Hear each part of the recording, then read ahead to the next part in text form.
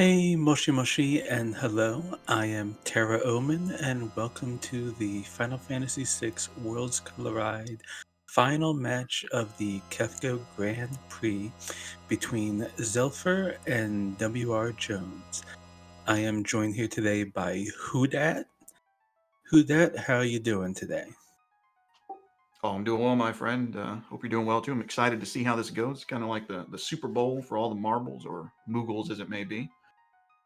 Yes, indeed. It's between some two just excellent runners. And definitely going to be a very interesting race. We also have a really interesting flag set going on today. Before we get started, I just want to let you guys know in the background we have Ceiling Cat and a Sheeran helping us out behind the scenes. So make sure to send them some love. Now, as for the race that we have tonight, this is a little bit of a different flag set that you might be used to. It only has 4 characters required, 13 espers, but there are also 6 dragons required.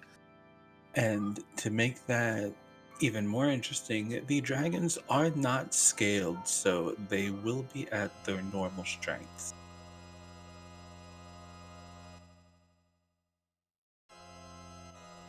It is definitely an unusual flag set. We have usually you would have the scaling based on the number of checks that you've done and number of espers and characters you got. This time we have game time divided by 2 plus 5 levels up to a max of level 99. So once the timer starts in the game, you'll have a little bit of a buffer time, and then uh, every minute that you go, or every 2 minutes, you will gain, or the monsters will gain a level. And they are going to start 5 levels ahead of where they normally would start. So it's going to be kind of a spicy uh, set of rules there. Be interesting to see how they deal with that. Yes, definitely. It definitely incentivizes speed. I mean, you always want speed in a race, but in this one, it's even more than usual. And people commenting, looks like we have some little mini trackers here. Those are pretty neat. So it'd be a great way to keep track of who everybody has and potentially what checks everybody has in front of them.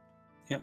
They will be starting with 2 random characters today, and even though they only need 4 to get to the final battles, um, considering how many pieces of magicite and dragons that we need, we will probably be seeing quite a few more characters showing up.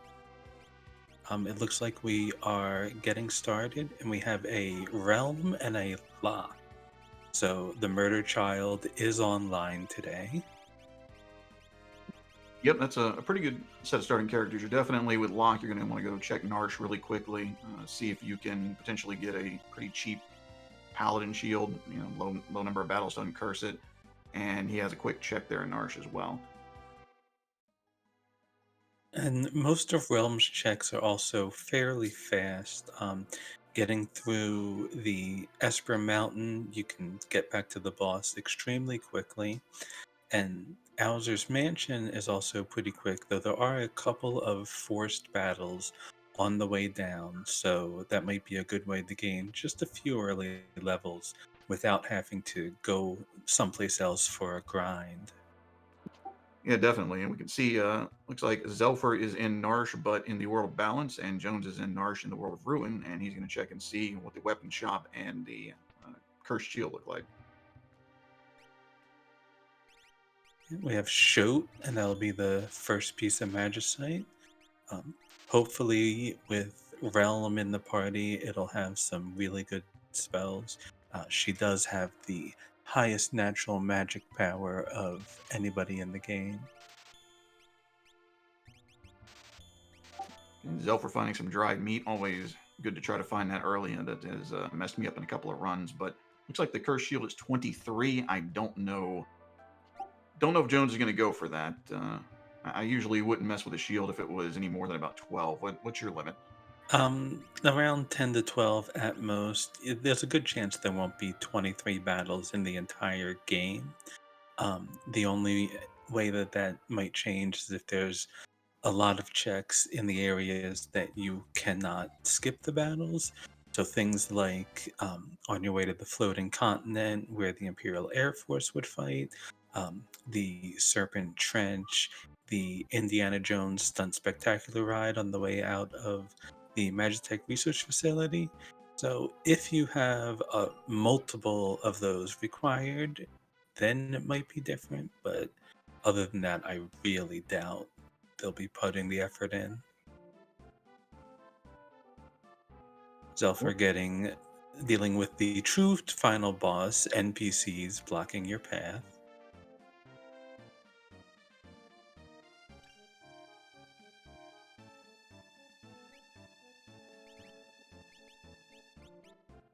And it appears that we have a Ragnarok sighting. We have experience eggs for sale in the Narsh shop too, so that's didn't see how much they were, but that's going to be something you might want to sell a bunch of stuff for. Try to get that power early. Experience eggs, arguably the best relic in the game, and definitely worth looking into, especially early. Yes, especially with enemy scaling being based on time, the less time you have to spend grinding, the better off you're going to be.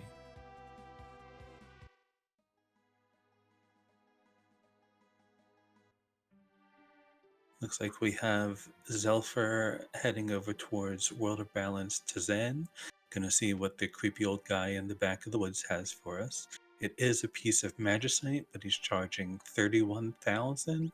So we'll probably at least get a peek into the World of Ruin, and decent chance that it'll be cheaper there. Yeah, 31's pretty hefty. It can go a lot higher, but you're always hoping for the nice, 4-digit price. I know Xelpher was wanting to focus on not doing as much stuff at the beginning, maybe paring down his early games. We'll see how much shopping he ends up doing.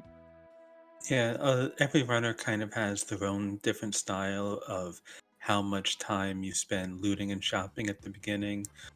But when scaling is based on time, I would say that really incentivizes being as quick and efficient as possible and start getting to those checks.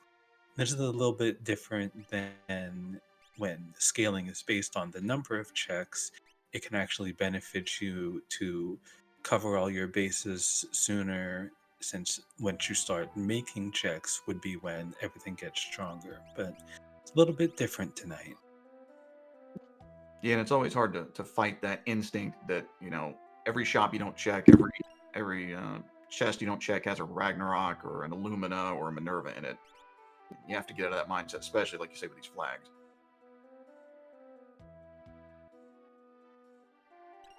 Jones is doing some looting in South Figaro right now. That's another very popular place because there's just a huge number of items in all of the crates and barrels. Plus, you can head underground to pick up some more chests down there.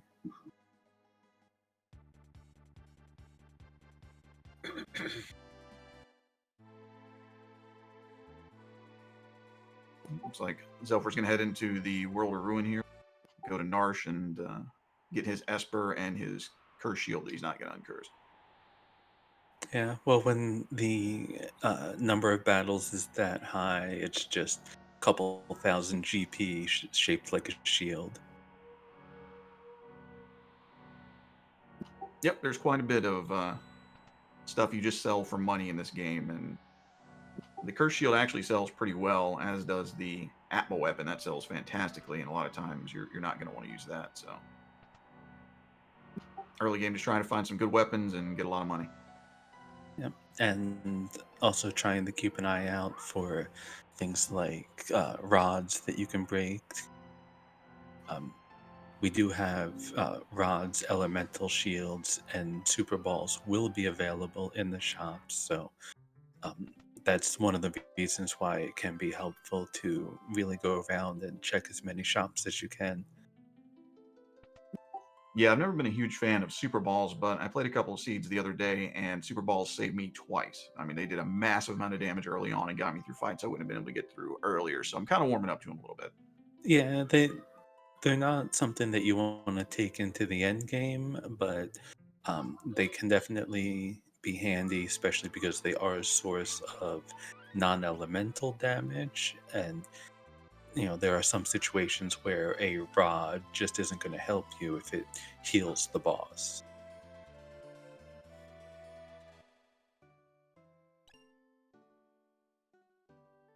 Like Xelpher's going to World of Ruin South Figaro to loot some more stuff. Yes, that's very useful in the way the randomizer works. They have removed the vanilla effect where certain chests would change into different items if you wait till later in the game to get them. But in order to keep things more consistent among the runners, they've simply set it where the World of Balance and the World of Ruin versions are just separate and will give you different items.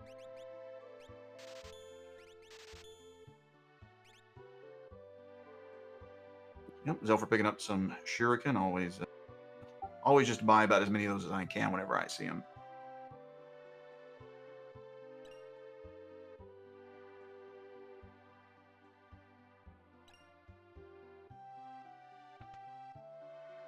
And now, glancing at the flag set here, I'm also seeing the normal flag for no free paladin shields, which would prevent you from getting paladin shield without breaking the curse. That flag is labeled false today.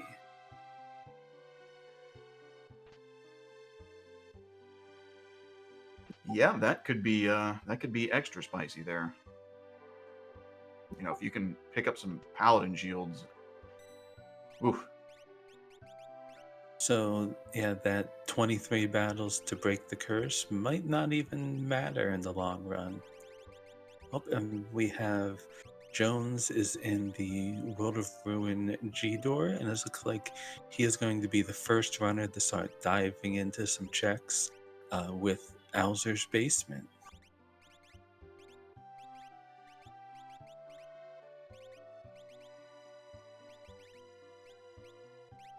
Looks like Realm with Control and Lock with Slot. Not really the two abilities you want to start out with, but serviceable, I suppose. Yeah, slot can go fairly well if you're practiced enough at it. It's pretty consistent to be able to get some of the basic effects, the 7 flush, the Choco Bop, the H Bomb. But Realm in particular, they're really going to be wanting to teach her some spells as quickly as possible. Yeah, I am not practiced at slots. I am terrible at it. If I do anything, usually I end up crusadering myself with them. And Xelpher learning, this is important when you play this game. We do have 3 Moogle charms available, and everybody can wear them. So it's important to put the Moogle charms on when you're in an area where you can get attacked, especially Yes, if you want to perform IO in the I'm, area. You want to. I'm sure that neither of us have ever forgotten to equip those Moogle charms. There is no video evidence that I have done that. Yeah, I also noticed Xelpher did pick up a dragon horn in the Figaro basement here. I didn't catch whether Jones got it, but that can be a pretty effective item later on, especially um, pair it with that Ragnarok, and that flare proc can happen on a jump. Yeah, Jones.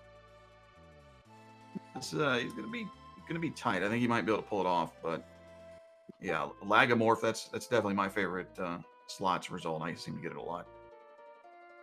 Yeah, he did hit a fairly difficult um, enemy for this early in the seed.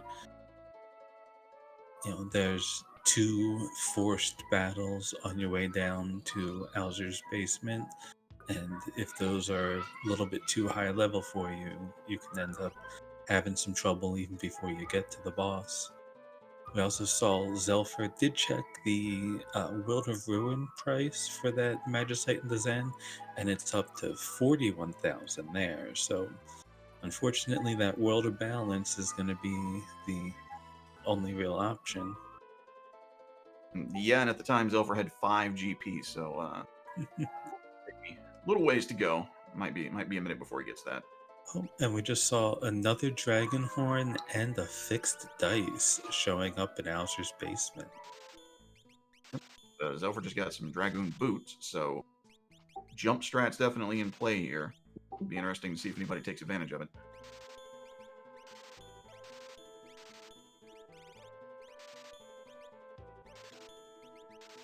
Yeah, when you have a less than optimal set of abilities early on, uh, making use of those relics can make a huge difference. It looks like Realm has gotten a couple of spells. Uh, I don't know if she just broke a rod for that fire too. I didn't catch that. Yeah, I didn't see, but it looks like she has some pretty decent magic to start out with. So yeah, Xelpher going after Ice Rod. She has Fire 2, Meteor, and Pearl. Thank you, Milden. That is definitely a good set. Meteor not as strong as some other spells, but can be good for an AoE early on. And we have an Atma weapon today, so not really too tough of a boss, but they are still a bit limited in their offensive abilities. So we'll see how much damage Realm can dish out with her spells here. 1500, not bad for how low level they are. Yep, and Locke is participating. Yeah, we'll have to see if he gets some of those flare procs on the Ragnarok.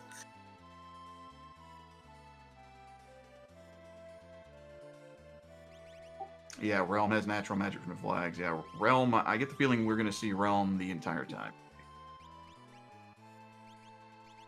Well, she is definitely one of the uh, best characters to have that highest natural magic power, even before you boost it with Espers. Yeah, absolutely. All the ladies of Final Fantasy VI, you're always happy to see them. You always want them in your party because every one of them is pretty darn powerful.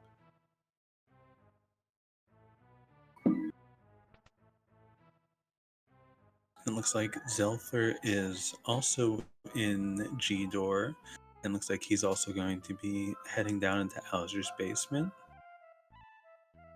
Yeah, doesn't he bringing up a good point? You need to have the magic command available to you before you can crit with.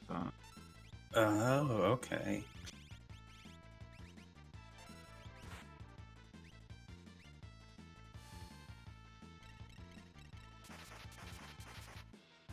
Right, and we get an old man as the reward.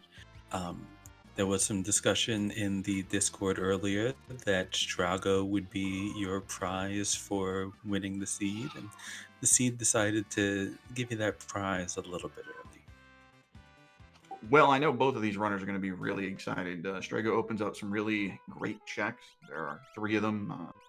Really, it's hard to get a consensus on which one is the most fun. That's a big argument there, but everyone's going to be happy to see Strago. Yeah, the Fanatics Tower is interesting in that you can fly over there and just go in and peek at who or what is waiting for you, but um, beating the boss at the top does still require having a decent amount of magic for your party, and Realm might be able to solo that, but you probably want to go there after you've got a few other spell options on all of your characters. Yeah, the chat saying, Xelpher's probably really excited about this. There's a reason that we don't have player microphones on whenever we do these streams. And building Go Family is your least favorite checks. When I first played through this, because his name was Go Go and it ended with Go, I thought maybe it was Realm's mother was Go Go, and that she wasn't really departed, that she just took on a new identity. But I don't know that that's canon. Well, there's quite a few theories about who Gogo is. Some of the most popular ones are Gogo from Final Fantasy V coming back, or Gilgamesh, or Daryl, who may not actually be buried at the bottom of Daryl's tomb. Yeah, it's crazy what the imagination comes up with when Hmm. you don't want things to really be gone. You don't want people to be gone. You want the happiest possible situation, which is everyone's still alive and kicking and just hiding. And Xelpher going up against his Atma weapon now.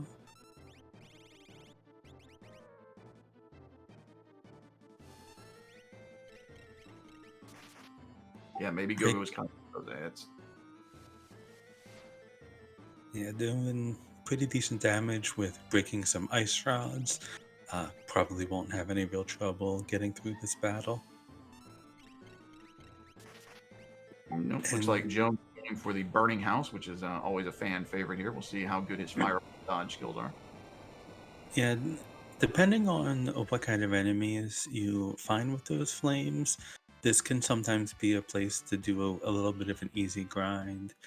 Um, you're almost never going to be able to dodge every single flame, but you know, some runners do choose to deliberately run into a couple if it's a good fight.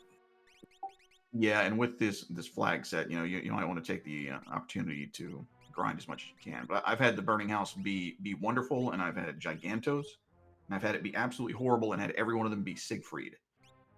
Oh my good, I didn't even know that that was possible. Somehow, I always run into Siegfried. I don't know why. The Serpent Trench and the Burning House, Siegfried must be my boy or something because I see him a lot.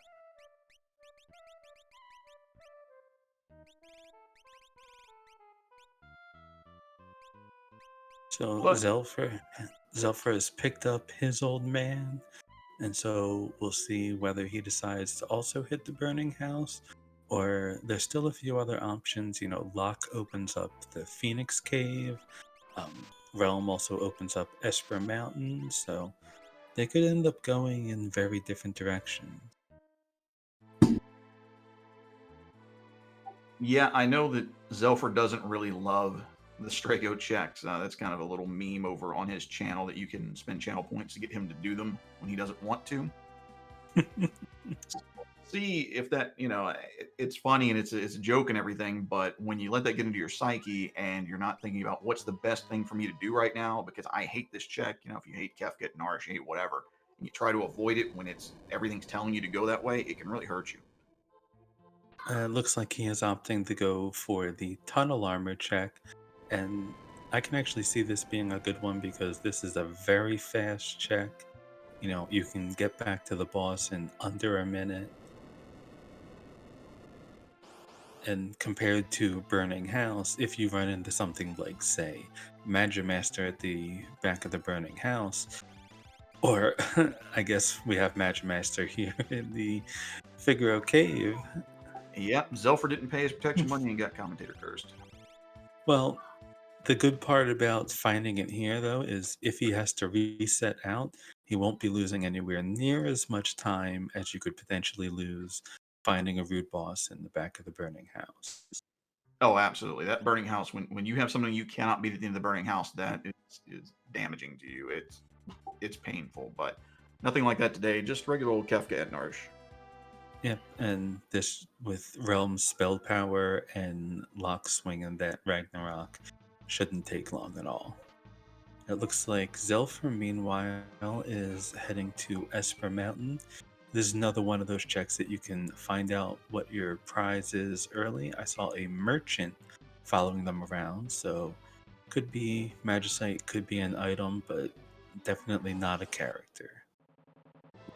And as chat's talking about, Magimaster, no Ultima is false, which means he is going to Ultima whenever he dies. Yeah, we'll have to see what kind of defensive options they come up with for that. There is life threes, or sometimes trying to jump over it if you can time it right, but it's definitely something difficult to deal with. And we see Jones has found Setzer in the Burning House.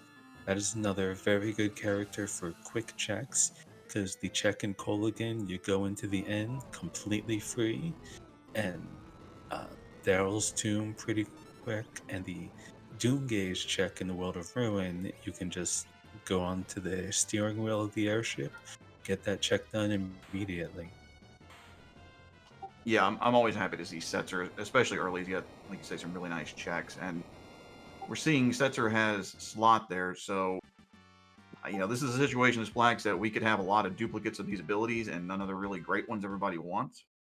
So this Yes, is a flag set worthy of the Super Bowl of Worlds Collide, if you will. Definitely bring your A game tonight. yes. Usually you will see the commands shuffled by random unique so that they can't be duplicated, but that is not the case today.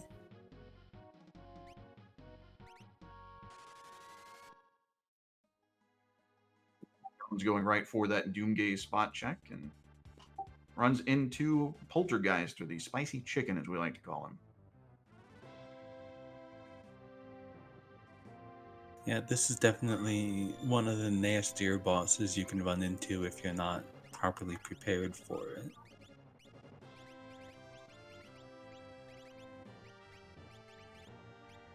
Yeah, we'll see. He's going to want to get some of those nice flare procs off for sure. But Bio does quite a bit of damage, and hopefully Strago has some good luck with the dice. Yeah, Xelpher's Strago was set up with the Dragon Horn and was doing some very nice damage with his jumps. Hopefully the fixed dice on Jones's side will help him out. Yeah, it seems like Poltergeist is not a fan of gambling, though, because he immediately took Strago down for that.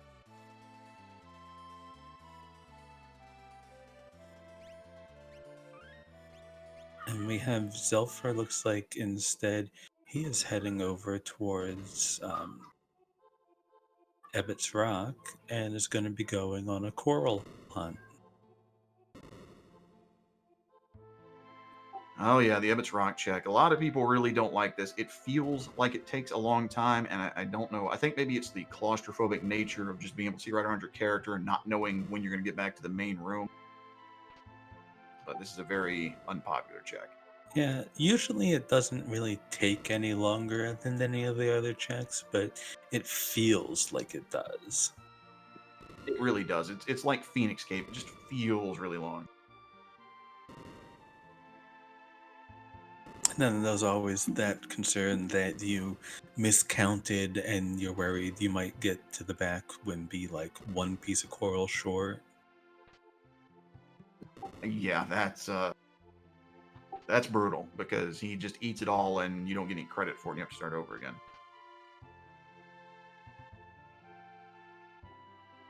Jones is keeping his party up. He got a quad nines there on those dice and finished off the poltergeist with that. So very well done. And we'll see what his reward is. Yeah, that's really nice. And we're seeing on Xelpher side one of the quality of life changes that we have in 0.9, this being 0.84. Treasure chest doesn't talk as much in 0.9. They removed a lot of that to make it a little bit less annoying. And Jones has picked up an offering, which will go very well with those fixed dice. Yeah, you never really want a dead check, but offering's not a bad reward. Yeah, fixed dice tends to seem to be one of the most popular weapons to pair with that. We do have a Rex Soul at the back of the cave, and Jones heading in there as well, so Yep, Xelpher making quick work of Rexol. He can be kind of annoying, but not a big deal when you have those powerful ice rods. and we will see in a moment what our reward is this time. And we have Go-Go. It's Realm's mom. Look how excited she is. Well, I mean, they they even have are. a color scheme on their clothes. Come on, it's got to be her mom. Yeah. And yeah, Go-Go, when you have somebody like Realm with all those spells, can be a pretty decent one, because Go-Go will have the same spells as anybody that he's in the party with. And the only downside is that Go-Go does only open up a single check in a Zone Eater, and it can be, about a minute flat to get back and complete that check, if you can dodge the little green guys. I cannot dodge little green guys. It takes me 4 minutes to get through that easily. I don't know why. And we see Xelpher has cut down to only Locke in his party so that the Zone Eater will be able to suck him in really quick instead of sitting there and waiting for all four characters to get eaten. Yeah, that's a really good professional strategy there. Make sure that you're only one person in your party because he'll do demi, and you can also increase the battle speed to make that go faster. Silver didn't need to do it, but sometimes he can demi you several times in a row, and Xelpher obviously just blowing right through it. That's why it's professional. Yeah, and then next we have the crushing room that isn't hard to do if you take your time and stop at every one of the safe zones. But if you try to rush through, you can do this in only 2 cycles of the crushing rock, but it's a bit more difficult. Yeah, one thing that got me in here before I learned that it was a thing is that the length of the item that you get can hurt you there because the ceiling timer still goes when you have that text box open. So if you receive something with a really long name and you're just stuck there reading it, the ceiling crush timer is still going and it can get you sometimes. Yes, indeed. And we get the Alexander Magicite.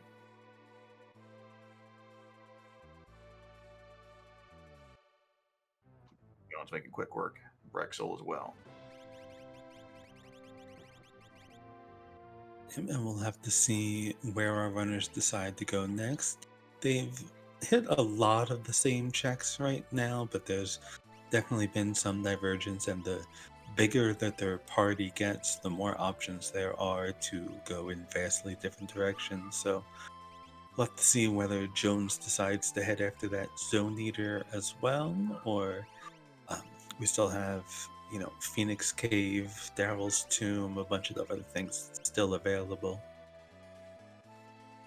Yeah, and if chat's saying with Berserk, then Magimaster is going to be a lot easier, but he's still going to Ultima at the end, no matter what. So you can Yeah. Berserk him, just do physical attacks, makes him a lot more predictable. He won't do his wall change, but he can still Ultima you at the end. Yeah. So I'm sure our runners are going to really hope to find a Esper with Life 3, or if Realm might learn it naturally. That'll basically turn that into a free boss at that point.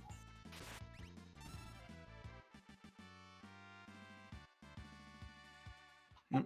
Go for biting the bullet, going for the burning house, so he'll get himself get a sensor.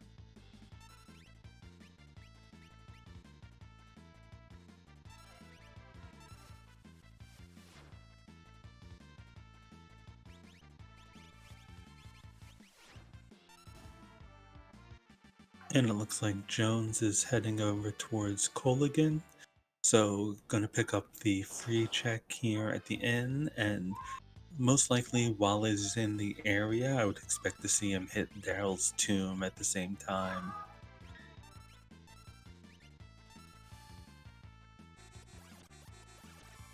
Yeah, that's a nice little back-to-back check there. And Daryl's Tomb really not too bad.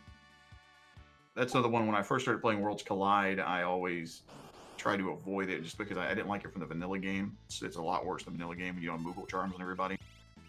But with the way it's set up here, it's really not bad.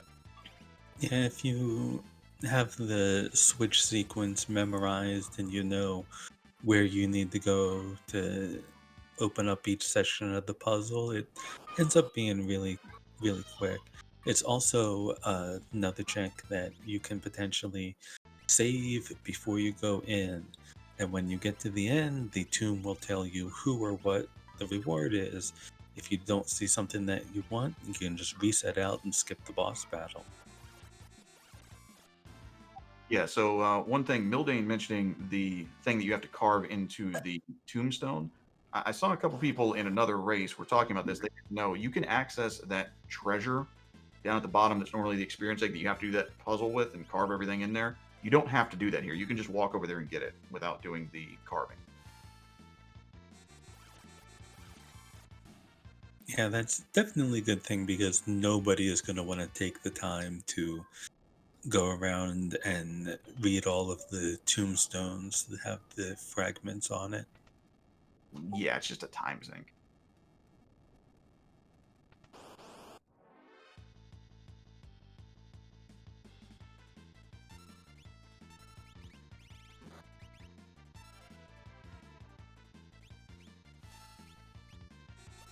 Jones picking up a fake mustache, which is already pretty useless, but even more so when you already have control. Yeah, I'm guessing that's going into the rods and Esper fund. Potentially see some auction house action a little bit later on. Yeah, Oh, and and jump not saving there. it is Ifrit. So that'll definitely be good. We do need 13 pieces of Magicite to get through, and we do have a Doom. Not the worst of the three statues, but can be a pain. Yeah, Zenobian saying the auction house is bad in these flags. So there is no Esper hint, and the Chocobo and Airship are going to be there. So we'll see. That's one of those things I don't know. I know these guys have practiced a little bit with these flags, so I'm assuming that they've checked that. But that's one of those things that if you didn't check it, you might waste time if you try to do it. Yeah, I would expect it to be something that if they do check it, they would probably wait until much later in the seed when they're running low on good checks. Yeah.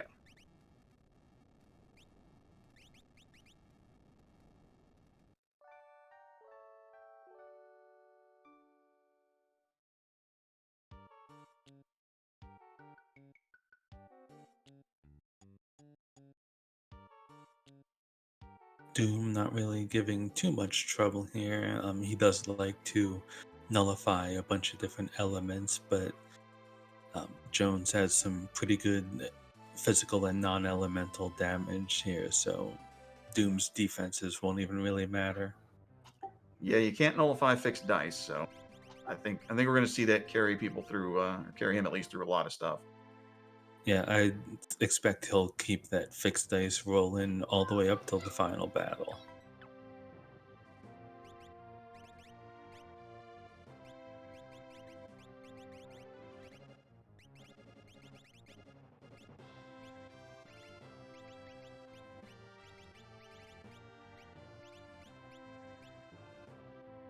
Well, our runner's looking pretty even here. Everybody has 5 characters. Everybody has 3 out of 13 espers. Everybody has the same characters. So pretty neck and neck, kind of what you would expect from the very finals here. 2 really great runners. And I think I did just get a peek at a life 3 on that Ifrit, so um, once Jones sees that there's Magimaster in the back of this cave, I wouldn't be surprised if he resets out and then takes a couple battles to learn that life 3, because between that and the Berserk, this would be a very doable fight. Yeah, absolutely.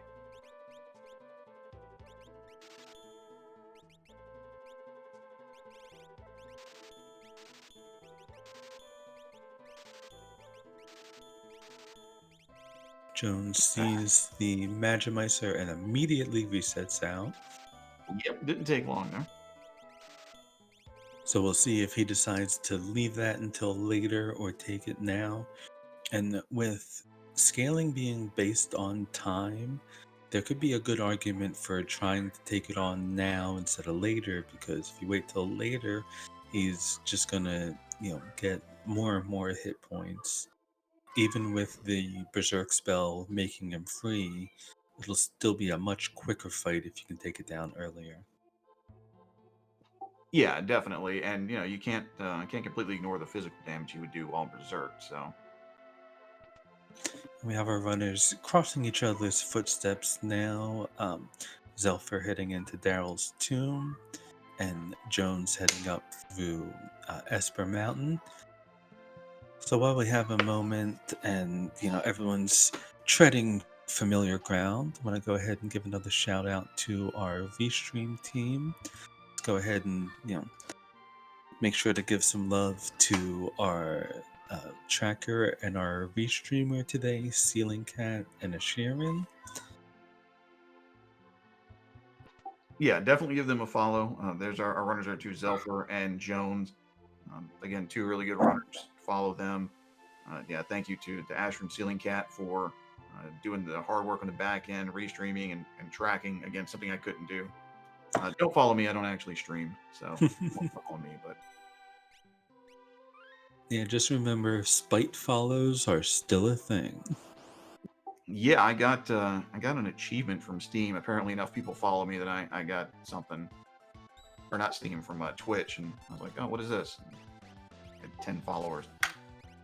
But if you're watching this and you think it's kind of interesting, you want to play around, come and join us there. There's a link to our Discord and a link to how you can play. You don't have to race. I don't race. I just play casually for fun, and it's totally a way to do this. But if you're interested in racing, definitely download a couple seeds, play around with it. If you join our Discord there, we have what's called Moogle's First Seed, which is kind of a walkthrough of the basics of the game, how to play it. Really nice people in Discord. I was never a big Discord fan before I joined here, but super friendly people, a lot of helpful folks, so definitely give it a shot. Yeah. We see Xelpher is about to pick up his Ifrit, and he did opt to take the trapped chest down there, found himself a Master Pug, and got a Greyadus dagger, which is a pretty strong weapon. It's one of the highest attack powers you can get for a dagger. Yeah, definitely. I like the Gradius. I know there's a lot of people that don't like it. There's a lot of bias against Pearl. A lot of things absorb Pearl that you wouldn't expect. But I'm not going to turn it down unless I have really great options there. So I'll fight a Master Pug, especially if it's going to be fast to get that. And if nothing else, it sells really well. Yeah, especially since, we still have the possibility of that auction house popping up, and even with the chocobo and the airship prize still on the table, you might get lucky and manage to go through the auction house inventory in the world of ruin pretty quickly, but you will need quite a bit of GP to do that. Yeah, and I'm unfollowing both these runners because they didn't have any issue with the green guys at all. And Jones is not even going to save. I'm going to unfollow him and then refollow him and then unfollow him again out of spite. Yep, he is being a little bit conservative, um, stopping at the first. That's Oh, why you save. yeah, that's very unfortunate. It's one of those times where, it takes 5 seconds to save, but now he's not only going to lose his progress through there, but will be back up on the world map and will have to get swallowed again. Why you always be nice to the people calming your races so that doesn't happen.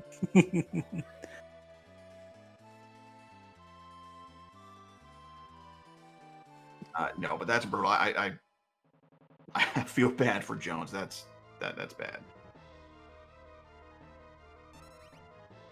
And that, Xelpher going after a spicy chicken. Yep.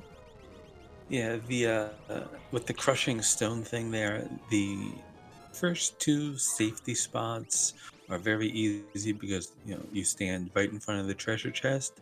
That third one, there's no clear indicator where it is. You gotta just know exactly how many squares in you need to stand, so it can be tricky.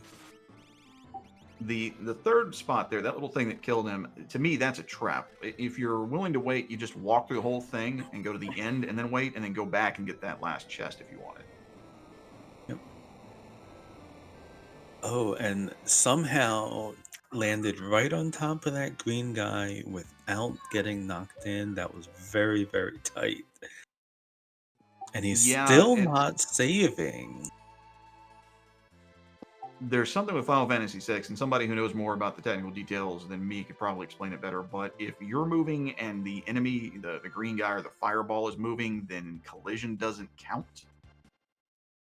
In some cases, depending on the position of the moon and the tides and everything. So I haven't been able to figure it out. I always get knocked off by those guys. I get knocked off when I'm 2 squares away from them. So I don't know.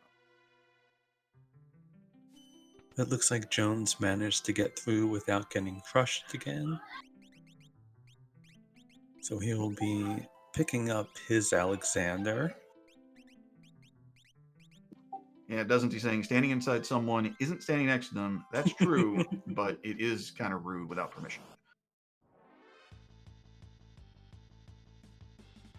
We have Xelpher checking the monster in the box in Narsh, probably looking for either the Katana Soul, which would get you an offering, or the Pugs, which can give you Minervas. Yeah, you wouldn't be averse to a Gigantos either. That's a tremendous amount of experience and not terrible. And we see Jones is heading to the Phoenix Cave, and he did put his four strongest characters in one party. That makes me think he might be planning on taking a shot at the dragon here. Yeah, I think there's a good chance. So we have, 6 dragons that are required, which that means there's 2 in Kefka's Tower, there's 1 at the Opera House, there's 1 at the tower that you can do, and there's 1 at Narsh. So those are the open ones that anyone can do at any time. So you need to do 1 dragon that's locked behind somebody. And since he has lock, probably smart play here, but we'll see. I think those fixed dice are going to carry him well if he gets the good rolls. And with dragons not being scaled, they can definitely hit pretty hard, but it can also depend on what kind of elemental defenses that you have. I'm not sure exactly what Jones has, but I believe I did see at least one or two elemental shields earlier, so that might help him get through these battles without much trouble. Yeah, you really wouldn't want to see something like a dirt dragon, though I don't know if his Stragos float is from a relic or not, so he may be able to just have Stragos solo the thing if it's a dirt dragon. Yeah, well, you can't necessarily solo it because it does have the honed tusk physical attack, and without being scaled, that can do several thousand damage and probably one shot any of your characters. Yeah, dirt dragon's just nasty all around. And we see Xelpher is going to check the vanilla dirt dragon location in the Opera House, so we'll see which dragon he comes up against.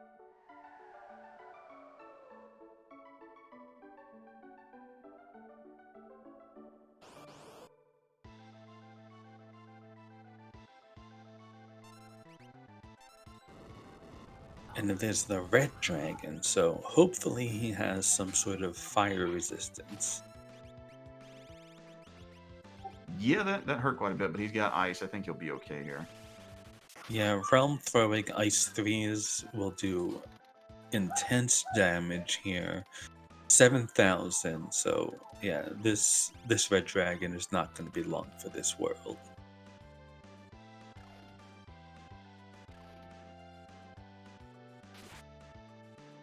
Drago hitting a couple of 3,000 some hits. Locke doing 2,800 with the Ragnarok. Yeah, this fight is not going to take too long. Yep, there it is. And Jones has found the blue dragon. Yeah, blue dragon not super threatening. Water-based stuff. Not shouldn't be too bad, but unfortunately for Xelpher, Strago didn't get any of that experience.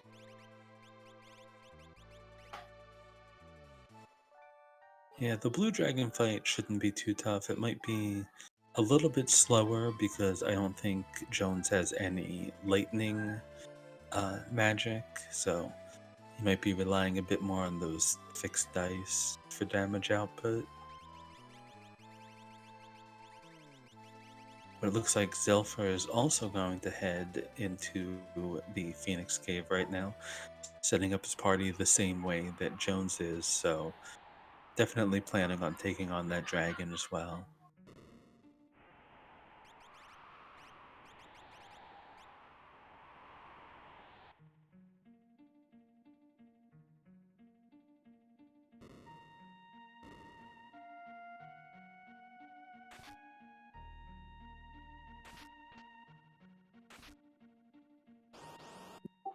Yep, fixed dice strats paid off. I know there's a lot of debate in the community about whether fixed dice are really great, but man, in a seed like this, flag set like this, without fixed dice, ooh, this would be a lot worse.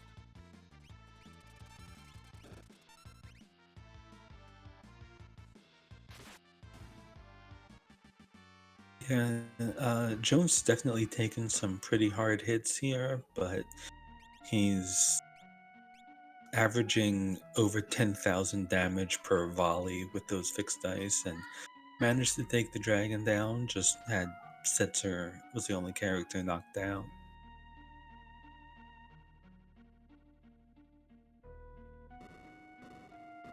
Oh yeah, he's got some learn some life 3, learn some quick. That's I get the feeling that the final boss climb is going to be relatively fast there for Final Kefka. Yeah, you put quick on somebody with that fixed dice offering, or on Realm with, you know, the high magic power she's going to be rocking, and damage output is not going to be a problem.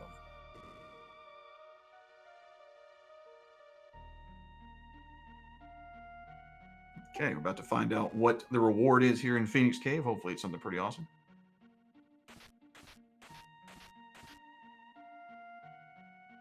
And we just have an imp here, and he is handing out piece of magicite. Looks like that would be the sixth piece of magicite. Madeline, not really that great to summon, but might have some useful spells. Yeah, really, the only damage Esper that I ever use is probably Bahamut, unless I'm in a really weird situation where I'm fighting Flame Eater and have Shiva or something like that. But yeah, that's a good comment in chat. Magic Master's looking a little bit more likely. They can both handle him, but we'll see. I don't think anyone has checked Kefka at Narsh, though. Yeah, oh, there's still quite a few open checks right now. But Jones is going to the Fanatics Tower, and we see Shadow there. Shadow can be a really good pickup because the check at Gal's father's house completely free. And while it takes a little bit more time, the floating continent I think would be very tempting because it has 3 checks, and the first two, are not going to be characters. So if you're primarily looking for espers, that's a pretty good option. Yeah, definitely. I'm a fan of Floating Continent, especially when it's relatively early like this. So And Jones is taking on the dragon in Fanatics Tower, and it's vanilla today with the white dragon, easily the weakest of all the dragons. yeah, I just need to survive these initial pearl volleys, which are not too bad. Just one of them looks like so.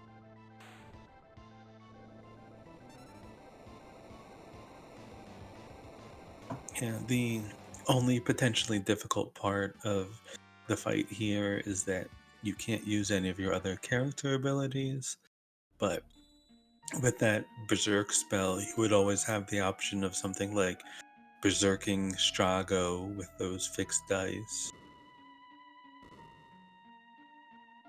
Yeah, Berserk not the most used spell, but there are a couple of situations here in Magimaster where it's really nice to have.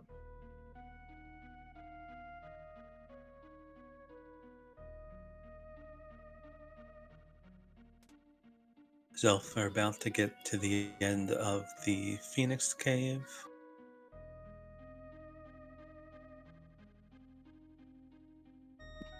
Yep, he's going to pick up his Madeline and see what he does. I feel like a tower check, if nothing else, is in the cards.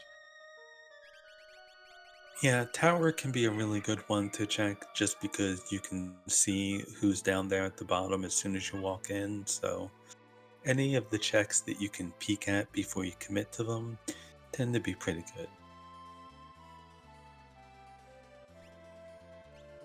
And yep, he is heading straight to the tower, so runners are going to be right in the same area. Might even be getting up to the top of the tower just about the same time. Yeah, I think Xelpher's going to be happy to find progression, but maybe not excited about the prospect of doing Floating Continent, even though, again, it's probably going to be the right play. Floating Continent, another one of those things that's not super popular. A lot of mixed feelings about it, but I would check Gal's father's house and then go right to the Floating Continent.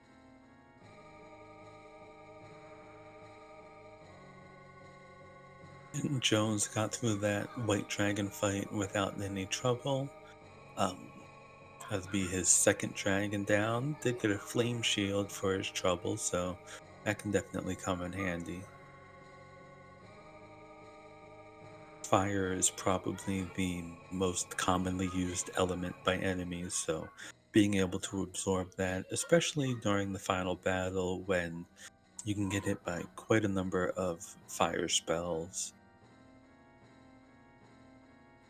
Yeah, definitely. You know, and it nullifies ice too, so always happy to see Flame Shield. And of course, if it becomes available, Merton strats can be extremely popular. Looks like Those are always Xelpher really fun. decided Looks like Xelpher decided to skip the dragon battle on the way up. Probably gonna take it on the way back down, but we'll see in a moment what the boss up here is gonna look like. Yeah, that's I was about to say. In fact, you know, if you fight the dragon, you beat it, and then the boss is something really terrible that kills you, then you've wasted even more time. So I like this strat. Yeah, it's definitely a good call, especially Wow, since almost perfect sync. the dragon is far enough up the tower that you don't really want to go back down to the bottom to save afterwards. So playing it safe like this is definitely a smart play. And we have another Doom. Yeah, bust out your IDD QDs here and just one shot it. I'm glad somebody gets it. It's an No, ancient video game. Ask your grandparents about it. no, yeah, I definitely remember that. One of the interesting things here with Doom showing up here is under a lot of circumstances this could be difficult because partway through the fight, Doom will throw up a reflect spell. But we see both runners have made the smart play of putting Berserk on their Strago, so looks like they're not going to need to worry about that. No, yeah, same party, same strat, same character order. You know, one of the great things about Worlds Collide is that it can be so very divergent, and you can take two completely different paths and see two different games, and everybody comes together, and it's a photo finish at the end. But sometimes you get a little bit bottlenecked here, and you end up in this kind of situation, which is still interesting to watch because then you get to look at the execution, and you know you can get really compare strats and compare how people have set up for things. Yep, and they finish that fight within seconds of each other, so they'll both be able to pick up their shadow. Though Xelpher will still be a couple minutes behind, assuming that he does take that dragon fight on the way down. Yeah, and with Shadow, they have the whole Magus family there. Yes, indeed. Little bit dizzy watching both of them go down those stairs at the same time. Yeah, I agree with Barrett. I'm not a fan of the stairs.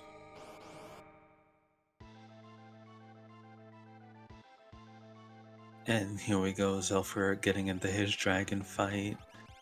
And see if he can save a little time here.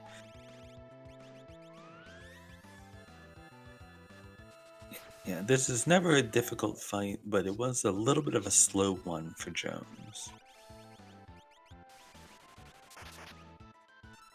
Yep, Zelver's gonna just mute it, so Yeah, that'll certainly save a lot of time. Those counter dispels, even though they really don't have any effect on you, It can be annoying just because of, each one adds a few seconds to the clock. And he is berserking Strago again, and this will probably make a really big difference on how fast he gets through this fight. Um, so I imagine he's gonna, save at least a couple minutes on his tower time here.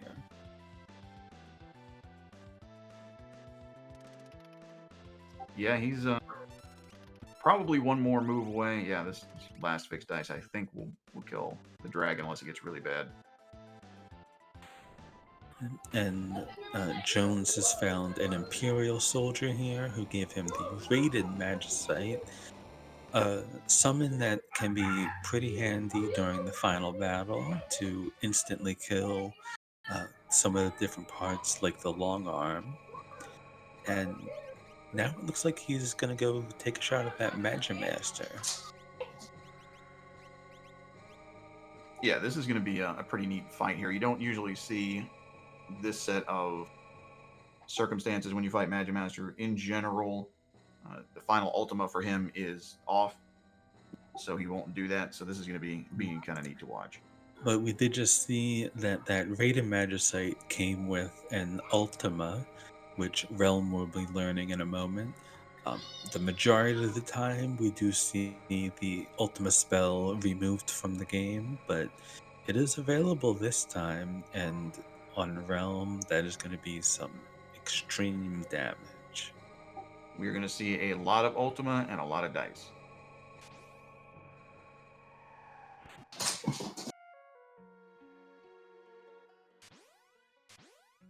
Shadow seems happy to be rescued.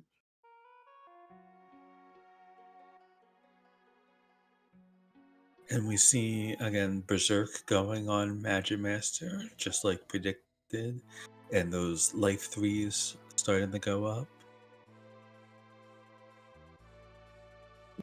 Yeah, so for anyone watching, if you're ever interested in making a mystery seed just to really troll the community, this flag set gives you a lot of good options, right? This is you want to study this one because if you don't know a lot of the things that are flags in here, you're not happy about it. And that Magimaster fight is already over. Strago just rolled more than 20,000 damage with a single volley of those fixed dice. And only Realm survives, but that's all you need. Yeah, she is going to be powerful. 63,000 experience. That's she's going to be beefy. Yep, and we have Xelpher has instead chosen to go to the cave on the Veldt, taking the trap chest there. Nothing special, but sure he's still hoping to find either the pugs or the katana soul.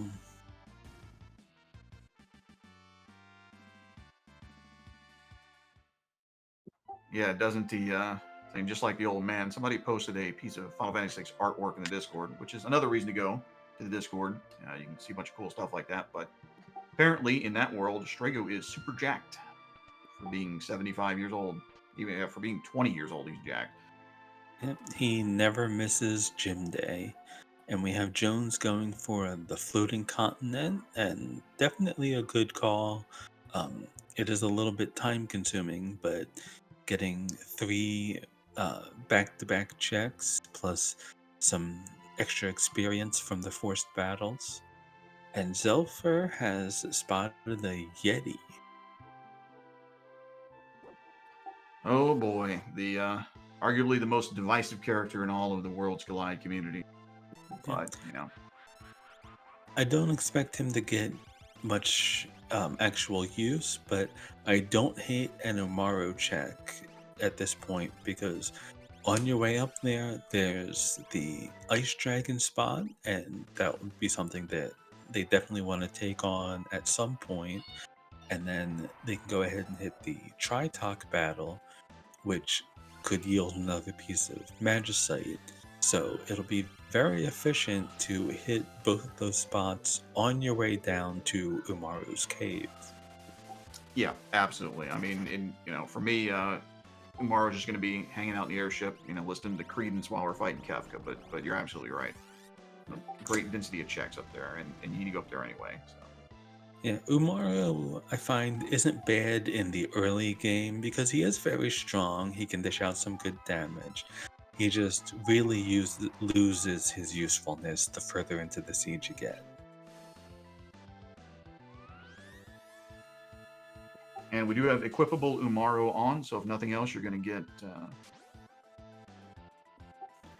a free defensive item out of it. So, yeah.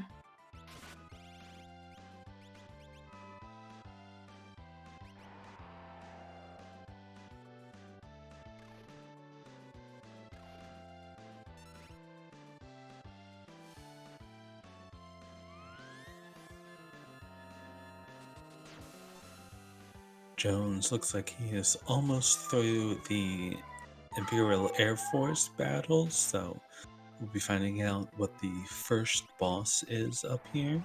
There are 4 required boss battles if you want to go all the way through the floating continent, though there is the option of jumping back down to the airship, and we have another Magimaster.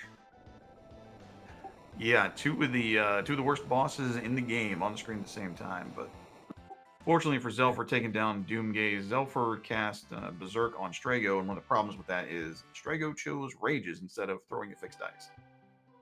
But Yeah, he made it work. that is unfortunate. Um, Jones should have absolutely no trouble with this Magimaster since he already had all the tools in place that he needed. And, if nothing else, a second Magimaster means a second Mega Elixir, and that can be very handy in the final battle. Oh yeah, Mega Elixir, tons of experience.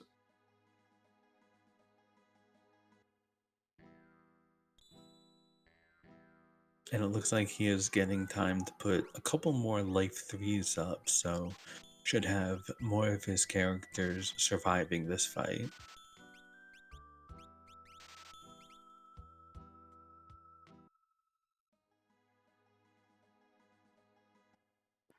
Yeah, and now Jones gets his own Berserk Raging Strago.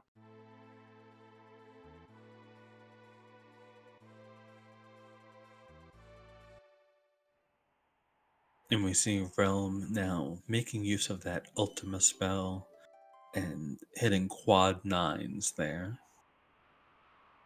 And meanwhile, Xelpher has headed to Narsh, and it looks like he is going to be on his way up to Umaru's cave, most likely fighting the dragon on the way up. And it looks like Jones has finished the battle with Magimaster 2 Magitech Boogaloo, and Realm actually survived the Ultima. Yeah, she's a beast. Yep, there's a reason we call her the Murder Child. On Xelpher's side, we have the Skull Dragon, probably one of the weaker ones, really. Shouldn't be too much trouble. Yeah, I think this should be pretty quick here. And Jones just fighting Ultros. So one of the nice things about this check is that you get a free storyline heal after you jump off, which is pretty generous. Fighting 2 bosses back to back without that would be rough in a lot of situations.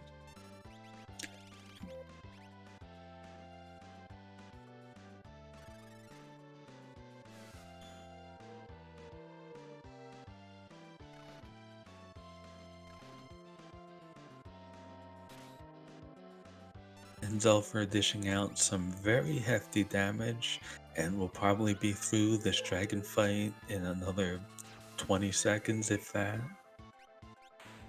Jones finding a piece of materia, magicite, wrong game. Phantom. Now, Phantom is definitely a useful one because of the invisibility effect. Not quite as good as Fenrir because the invisibility will get dispelled if you get hit with any magic, but it is a possible option for calmness protection. Meanwhile, Xelpher got a free paladin shield. So that will be a very nice thing, especially since not only is it easily one of the best defensive items of the game, but it does teach Ultima, and that can really be handy for making sure all of your characters have some major spell power. This is a very generous seed. I don't know who rolled this, but It certainly wasn't me. I could not possibly be blamed.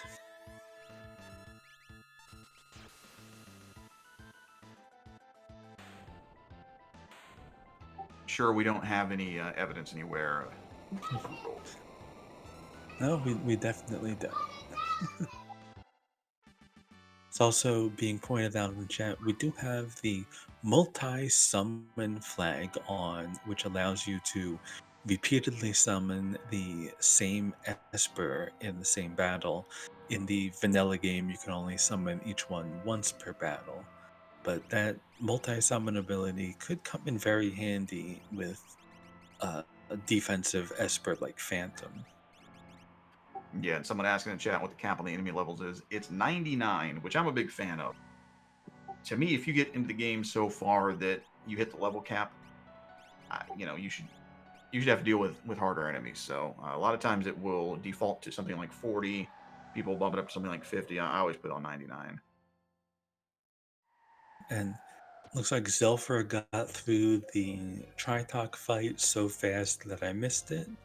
I did see, I believe it was the number 128, while Jones is fighting its twin, the Inferno. Yeah, so one of the things, another kind of unusual flag that we have is that the final battles are scaled. Now, that's not normally the case. So, whatever level you get to Kefka's Tower, how you do all that stuff, the final battles are going to be the same level they would in the vanilla game, but that's not true right now. Yeah, now I don't know offhand what the normal levels of the final battle is, so I don't know, when you cross that line between them getting scaled down to be easier versus getting scaled up to be harder. I believe Final Kefka is level 71. Now, I don't know about the various parts Kefka, Kefka 1, 2, and 3, as we call them, but I believe Final Kefka is 71.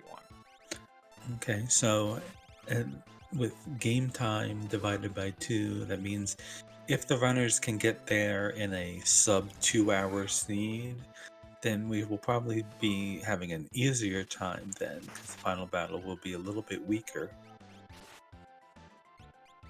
So Doesn't he saying that the vanilla endgame is 70 to 74, except for Girl, who is 58. Now that'll be interesting if we were to get above 58, because she's rough at 58. I can't imagine her in the 70s or something. Yeah, and she'll be like just about at that 2 hour mark is when she'll start to get scaled upwards. So, the runners look like they are on a really good pace. Um, Xelpher has finished 4 out of his 6 dragons, 8 out of 13 on the Magicite.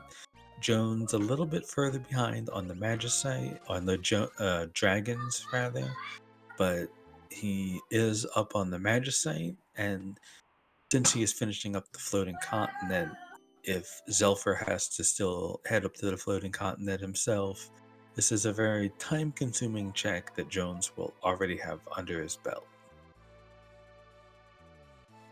Yeah, fantastic on pointing out that both parties are pretty strong. Yeah, I mean, they're probably not going to have any issues with this.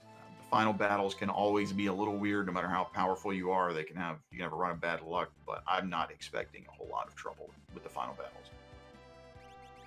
Yeah, I think routing is kind of the more important issue right now, and Jones has found Gao up on the floating continent, and it is a very, very easy check as long as you have found your dried meat, which I believe he did.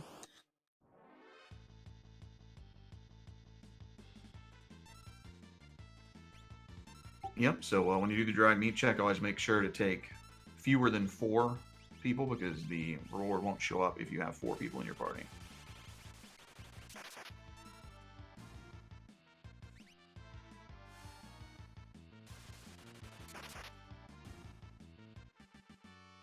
Yeah, okay. So nobody's saying he didn't check. I didn't know if I just missed it or if he didn't check. But yeah, no matter what, I know he again super powerful party. I'm always going to check just out of curiosity to see what people have. But Yeah. I can understand And not checking. Xelpher is heading for the floating continent himself, while Jones has found the White Dragon again on the Veldt. Now, this is actually something that even happens in the vanilla game.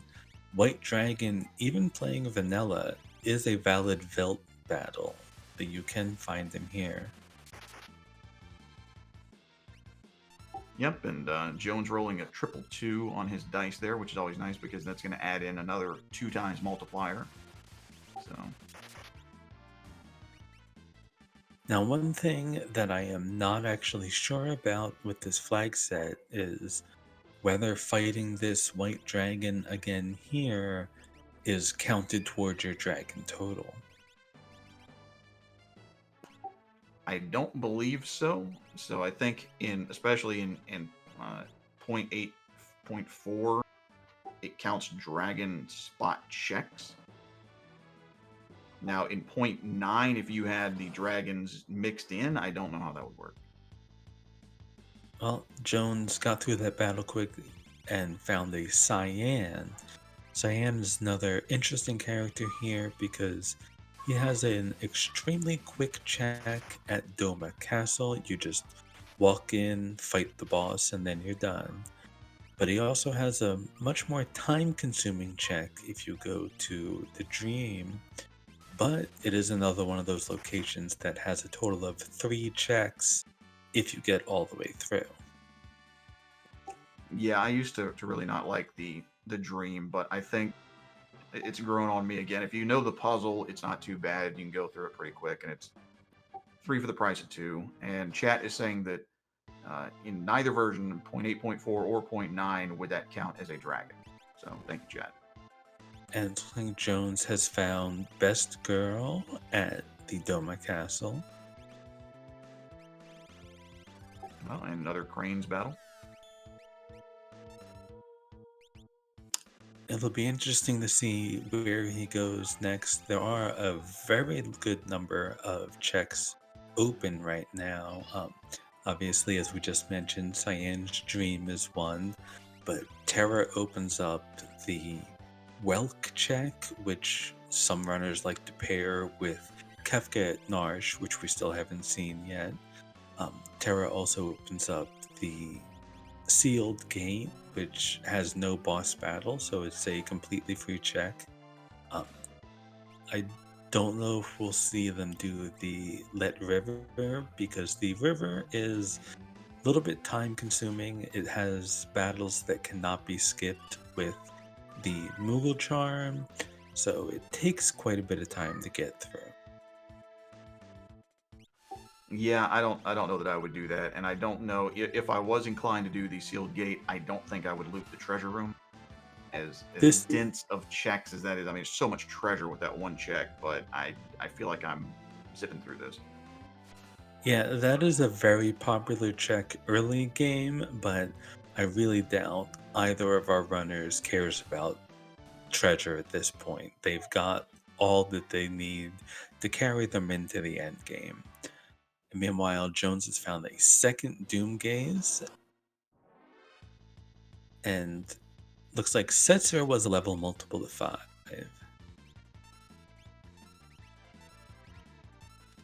Yeah, again, Doomgaze is another one of those nasty bosses, but with the power that they have now, it's just not going to be a big deal. Yeah, he'll definitely get through this extremely quickly.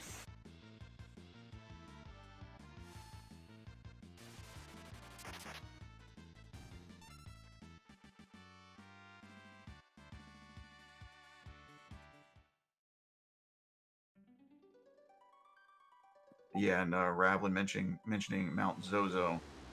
Yeah, that's a good way to get a dragon, good way to get a check there. Yeah, Mount Zozo is also very, very quick. Um, you can, not counting the dragon fight, you can get up to the top in like a minute and a half.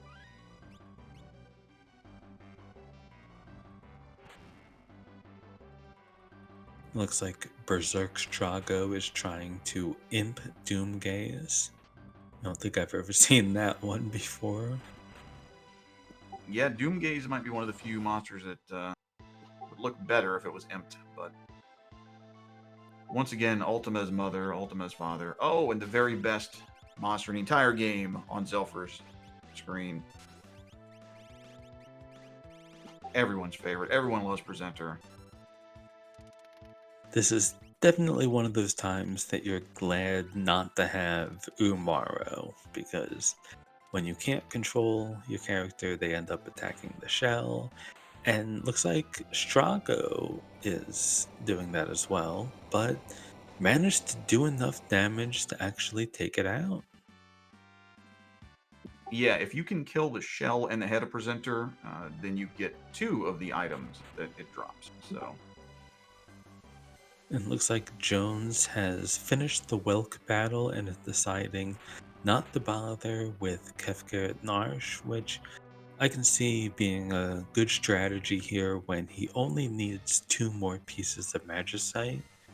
So it would probably be a good idea for him to pair up his checks with locations that have both Magicite and Dragon, or checks and dragons. So, Mount Zozo, as we mentioned, would be a really good check right now.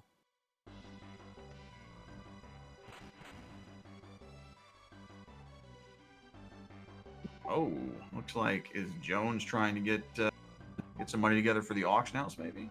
It's a possibility. Might have to, trust to the RNG gods.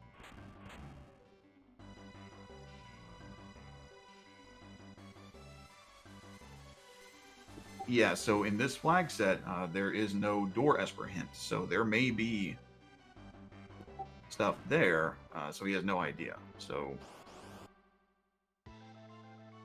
usually in the kind of the more normal flag set, if you will, there's a hint there, and he will say, "Oh, you can bid on glowing stones," and that way you know that there's still Espers available. But now you don't know.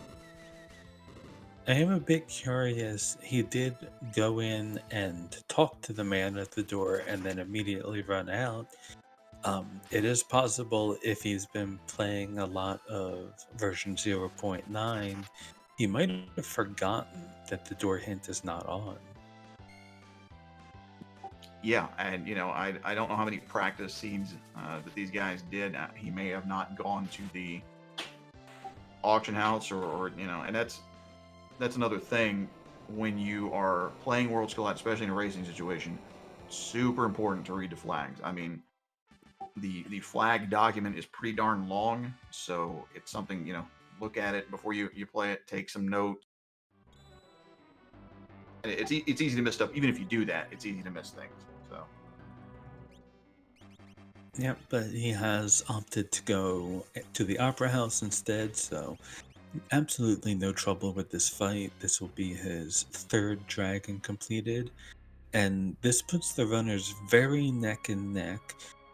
Xelpher has done more dragons, but Jones has one more piece of magicite, so they're still extremely close to each other. yeah, this is definitely turning out to be everything it was billed to be. Again, 2 of the top racers, the very finals. This is for everything, and it's not disappointing. And it looks like Jones is heading for Narsh. Now, I believe he did not pick up the Yeti, but he obviously doesn't need to worry about the Yeti. He's probably just thinking, get the dragon check here and hit Tritok, because Tritok cannot be a character. So when all you need is Magicite, this is definitely a good call.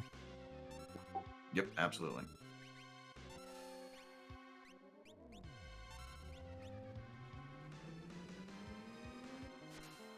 Now, the Sasquatch Cave, I believe, did have a Magicite. So, that is a Magicite that Jones might not ever find since he hasn't found Umaro yet. If he did have Umaro, then these checks would put him in the go mode. But he's going to have to find his last piece of Magicite somewhere else.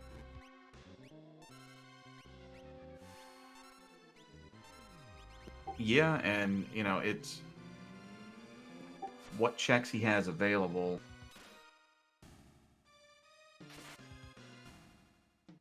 I don't know. That's going to be an interesting decision.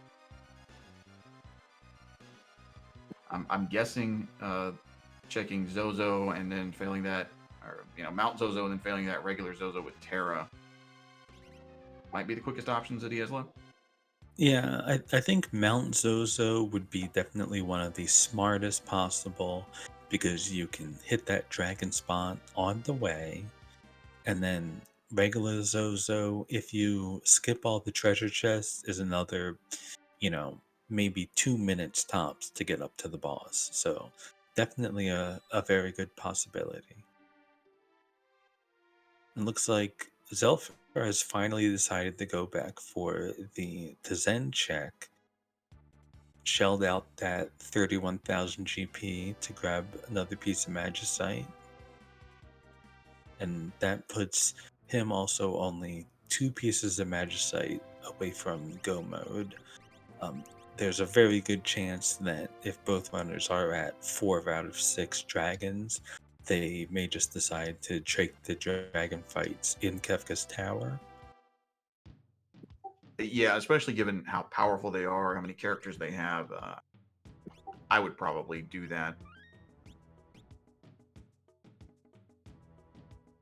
Yeah, they are easily the most efficient dragon checks because no matter what, you're gonna walk right past them. So if you only need 2 dragons left, might as well hit them on the way by. It's like Xelpher has headed to the Veld, so he'll be picking up his cyan. Yep, and I'm going to guess he's going to get a Terra right after that. And that leaves still quite a large number of possible checks available to each runner. Um, Jones looks like he is going to have just a slight lead now because he, after this check, only needs one more piece of Magicite to hit go mode. Yeah, he's got to be happy to see that. It's it's one of those things. It can't be a character, but it can be a dead check, and I don't know why, but for some reason, Tritalk likes to be a dead check when you're feeling behind and you're trying to go to Kefka's Tower. It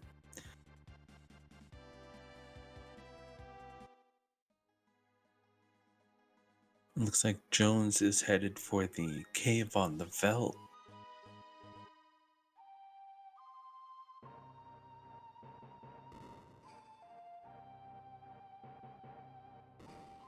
Yep, and he's going to get him an Umaro here. We'll see if he takes it or if he resets out when he sees that it's Umaro. Yeah, if he does take it, there was a Magicite in Umaro's cave, but since he has already been up to um, the World of Ruin Narsh, he might decide to skip out on that. If he takes it, it will put him in the go mode. Yeah, you never like double dipping up to the top of Narsh. It's against one of those psychological things. Yep, and he's And bailing.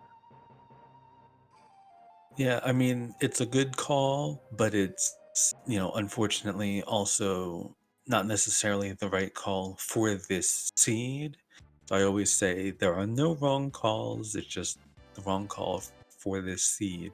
So hopefully for his sake, his next check ends up paying off, and he's going to go look at Fumbaba. This is a really good choice here because you can talk to the little girl down in the basement and she will tell you what is awaiting here. And Ma, yeah, I would pass on that for sure. Yeah, that's another one of those that, if you did take Mog, you get both the Lone Wolf check, and people do tend to like to pair that with Kefka at Narsh, but it does look like both runners are, really trying to avoid Kefka at Narsh.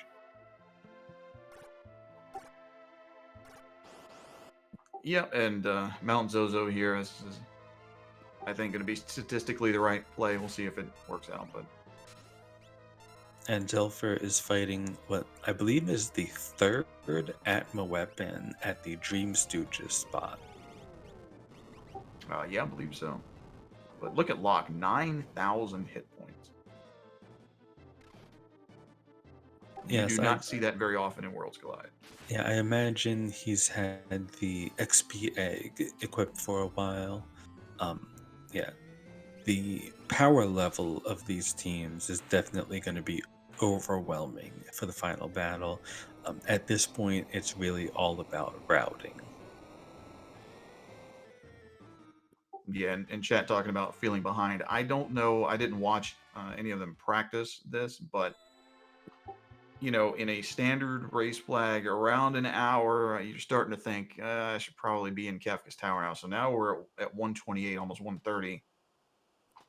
A fast pace for a standard flag set, 130, 135 is a time to beat the game. So kind of thinking I'm behind if I'm either of these folks now. They have a lot more characters than they required. That four is kind of a, I don't know, it's not realistic because you're not just going to have four characters and 13 espers. That would be incredibly rare. Yeah, and it is also worth noting that, with six dragons required, that is going to add a decent amount of time to what you expect to run on a seed. Yeah, definitely.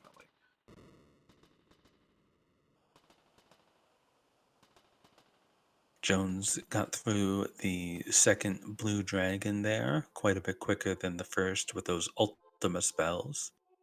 Just got some Genji armor for his trouble. So fingers crossed for him that he finds Magicite here. And he does, and that will be go mode for Jones. Yeah, and if I'm Jones, I cannot get to that tower fast enough. Yeah. Odds were pretty good here for him finding that because he already knew where Umaro and Mog were, and that only leaves three characters left to find, so the chances of getting Magicite at that point were pretty good.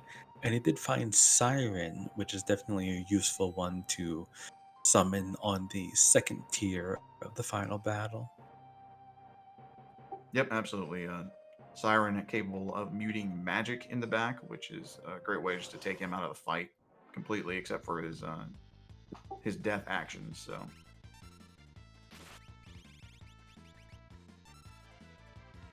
We have a question in chat whether it is the enemy scaling game time. It is game time divided by two in this flag. So we're at about the 90-minute mark. So I guess that would be about 50 total levels because it is five extra enemy levels to start.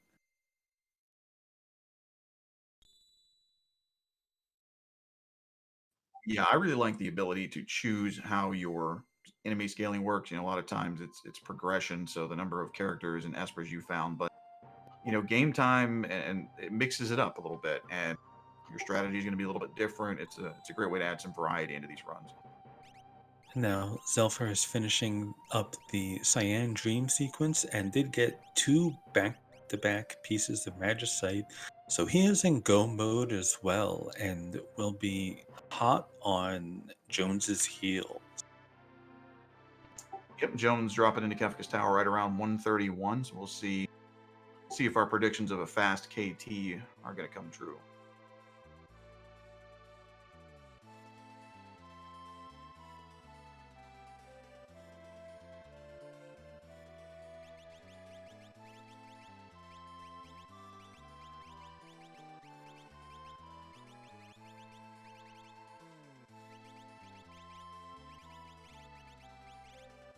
Now, there will be one slight difference here in that Jones does only have to take one of the dragons on the way down. Xelpher will have to take two of them, and that's not going to be too much of a time difference considering how much power these characters have as Jones hits his third blue dragon. Um, but even if it's only an extra minute or two, that does give Jones a bit of an edge. Yeah, and with how tight this is, that could be the difference. You know, he's already about 2 minutes behind Jones, so we'll see.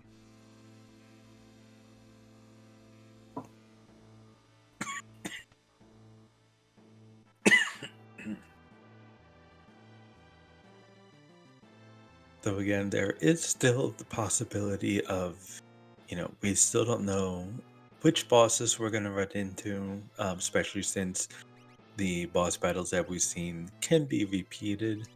So you never know, there could be something a little bit rude left.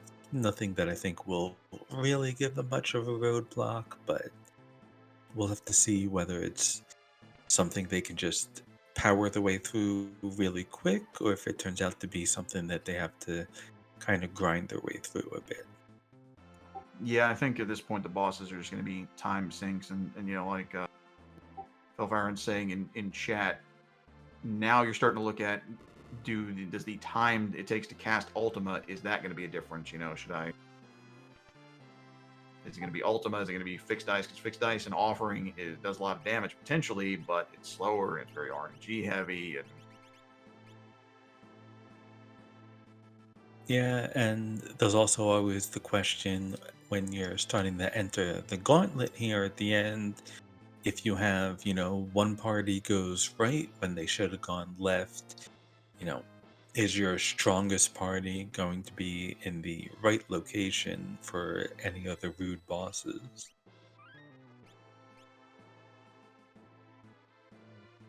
yeah, chat pointing out. Taking Umaro in here, I don't know that I would do that. He just adds a little bit of RNG that maybe I don't want, but probably not a big deal. And we have both runners hitting Flame Eater at about the exact same time. Definitely a super quick boss, especially with those Ice 3 spells.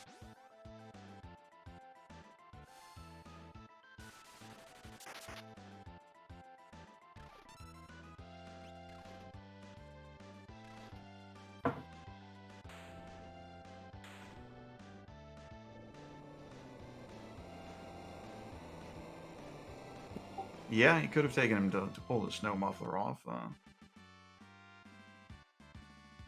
And it does look like Xelpher got through just a little bit faster, and this could, as you said, be, that Ultima spell. It is a pretty slow cast time, and relying on that, even if it's, only a few seconds per cast, you multiply it by that, every single cast that you do, it does add up.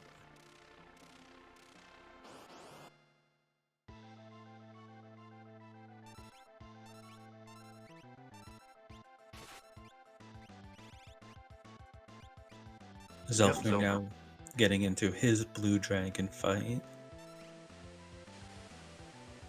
Yes, darn near max hit points on block. Always crazy to see.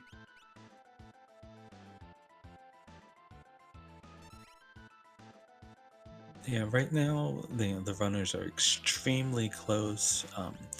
The only real difference in their times right now looks like it is going to be the time it takes Xelpher to fight an extra dragon. So if he can push through that really efficiently, then that could definitely catch him up. He certainly won't have any danger of having trouble with the dragons, but it's still a question of, you know, how quick can he get through it?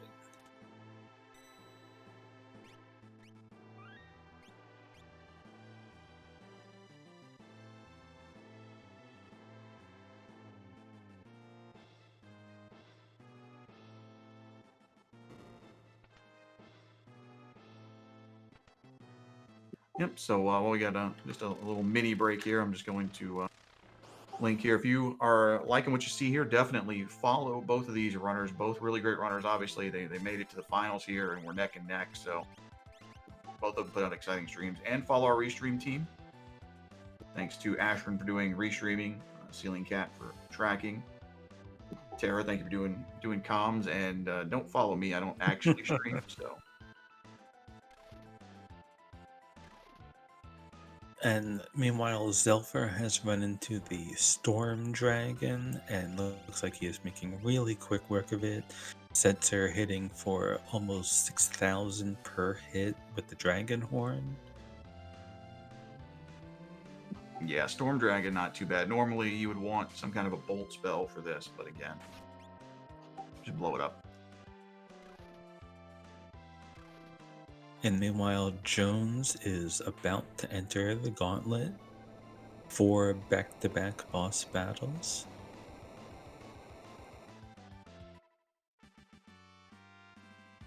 And just an Ifrit battle, one, maybe two shots of that Ice 3 will make extremely short work of this.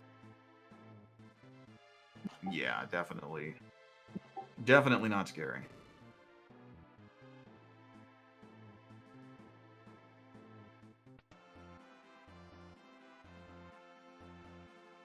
Xelpher has finished with his last dragon battle, so he is definitely very close on Jones's heels. At this point, it's all going to be a matter of execution, not just in terms of, normally if you weren't as overwhelmingly powerful as they are now, you might consider, how difficult a boss is going to be. Instead, this is all about efficiency. Can you choose, the attacks that will take down the boss the fastest? And as we were saying before, the slow cast time on the Ultimas, the slow time rolling those fixed dice, the choices that they make could make a big difference. Yeah, absolutely. I think, menuing, it's exciting when it comes down to stuff like this because this is just execution. This is, experience and practice, and it's going to be fun. And really, it doesn't look like that dragon battle cost Xelpher much at all because he was right around 2 minutes behind Jones entering the tower, and he's still only about 2 minutes behind entering the gauntlet. So, it's still extremely close.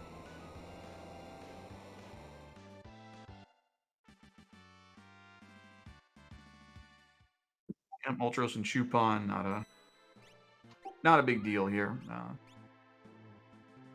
One of the cooler fights. I like that fight a lot, but not a problem.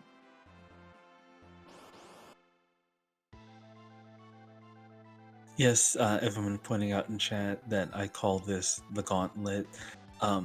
It's something I picked up from the Link to the Past randomizer when runners are going through Ganon's tower. They call the last rush of rooms the gauntlet, so. I think it's a pretty appropriate name. But yeah, Lunar Chimera talking about, Ice 3 over Ultima, and there you go, Ultima a little bit slower. Level 3 spells pretty darn quick. Seconds are going to matter. Yeah. And if you're hitting quad 9s with that Ice 3, you really don't need the Ultima. Yep. And, maybe you choose to swing a Ragnarok and do quad 9s or even a little bit less.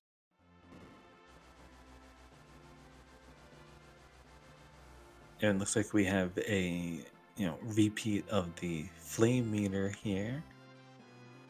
Never a tough boss when you have ice spells. Yep, every time I play this game vanilla, I always grind up to get Ice 2 so I can fight Flame Eater. Even though you can throw a rod at it, there's still something satisfying about Ice 2 and all this stuff in the vanilla game.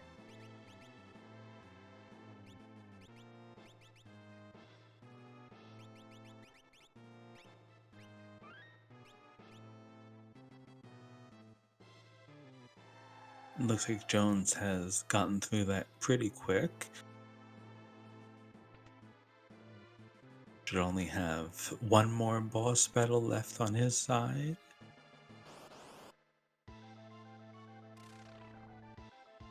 And also being pointed that in chat, the time you spend in the menu at this point can make a difference. Every time you go in to check your equipment or check your magicite, costs you 5 or 10 seconds each time, and that can add up over the course of a run. You definitely have to reach a point sometimes where you say, I have the equipment I need, everybody has the espers they need, and stop checking it so that you stop wasting those seconds every time. Yeah, and for me, one of the big weaknesses I have is my menu game is not strong at all. So, and Xelpher choosing to take out the bomblets and to use fixed dice on Flame Eater. See, that's one of those decisions. And that's one that, in this case, looks like it paid off because he hit some quad nines there. And I think he got through that fight a little bit quicker. Um, and part of this also has to do with party composition because on Jones's side, he did have his much lower level Shadow and Go-Go. And even though Go-Go can still cast those Ice 3 spells, he didn't do anywhere near as much damage. Yeah, Go-Go is very versatile, but its magic power is not that great. And absolutely nothing beats the Murder Child. Yeah. And that's, just one of those little efficiency things in terms of, you know, when you have one of these much weaker characters that you didn't level up, is it even worth having them take any actions? Because skipping their turn to have your more powerful character dish out the damage could get you through things a bit quicker. And we can see even now that, both runners are now on the Atma battle at the same time.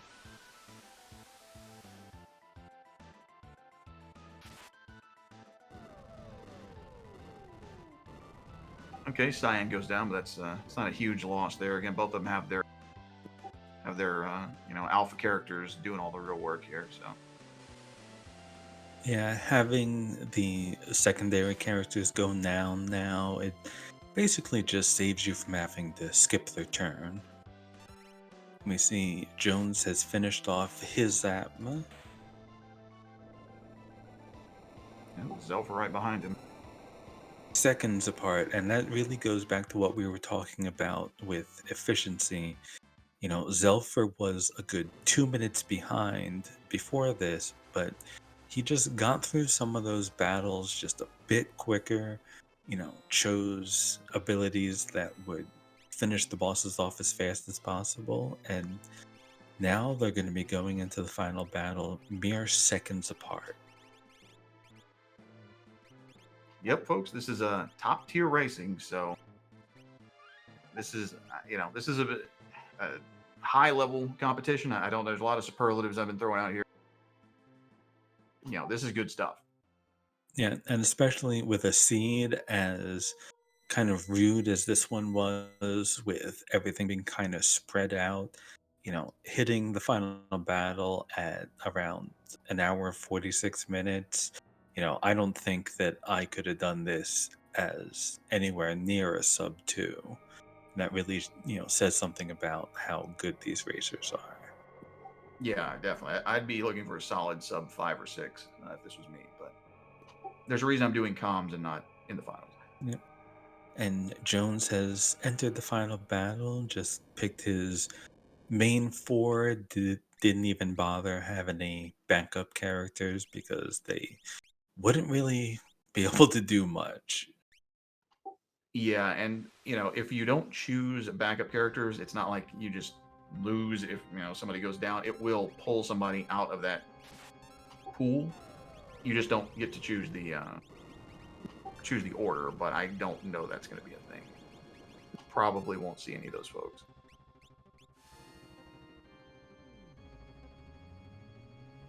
And we definitely see some really hefty damage going out.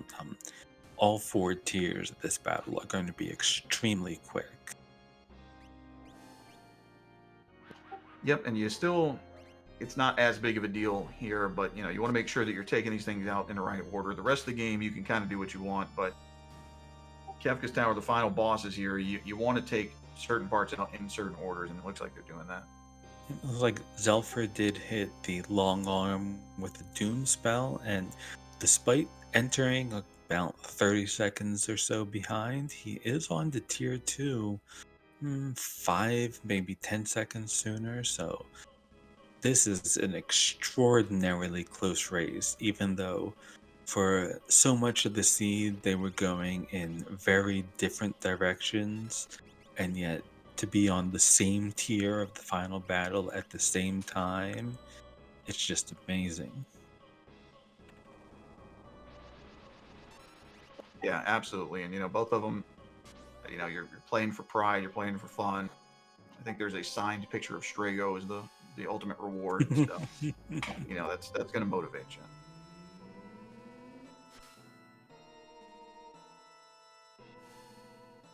We see Jones throwing up a mute on Magic, while Xelpher looks like he's mostly just going for overwhelming damage, hitting quad 9s with the ultimate spells, lock hitting quad 9s, swinging that Ragnarok. Yeah, and chat talking about not muting magic and not dooming tools, which is the kind of mechanical thing in the middle there. Sometimes your best option is just to do damage. You're so powerful. Literally, that turn of muting magic or something is not going to make a big difference to your health because you have 9,000 hit points. Just go forth and do damage.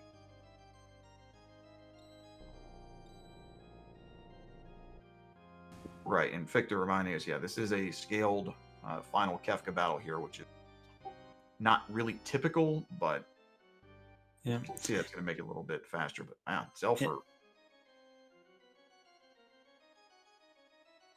yeah, just burning through these tiers super quick.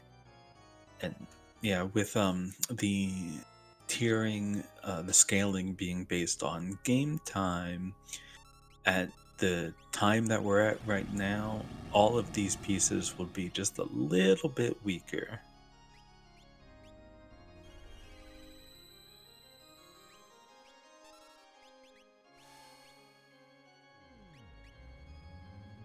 So Xelpher has just like a little bit of an edge right now.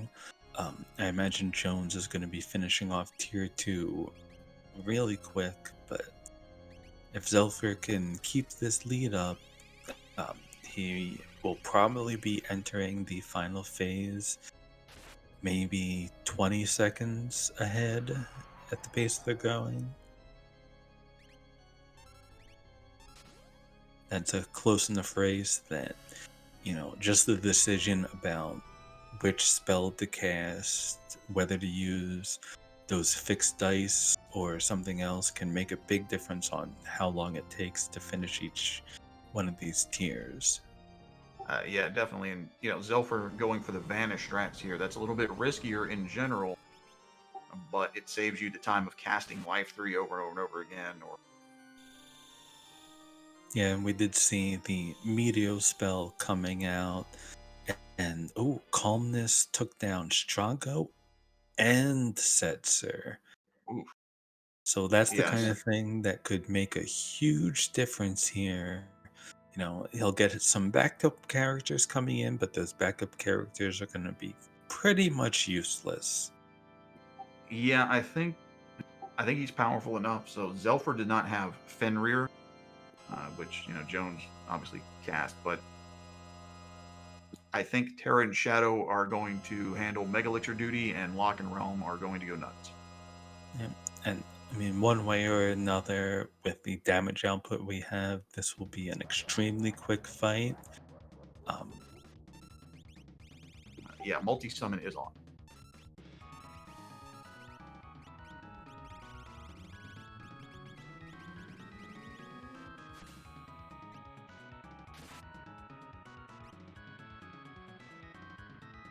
yeah, we got Realms Ultima and Locks Ragnarok doing quad 9s against Kefka. Fallen 1 coming out now.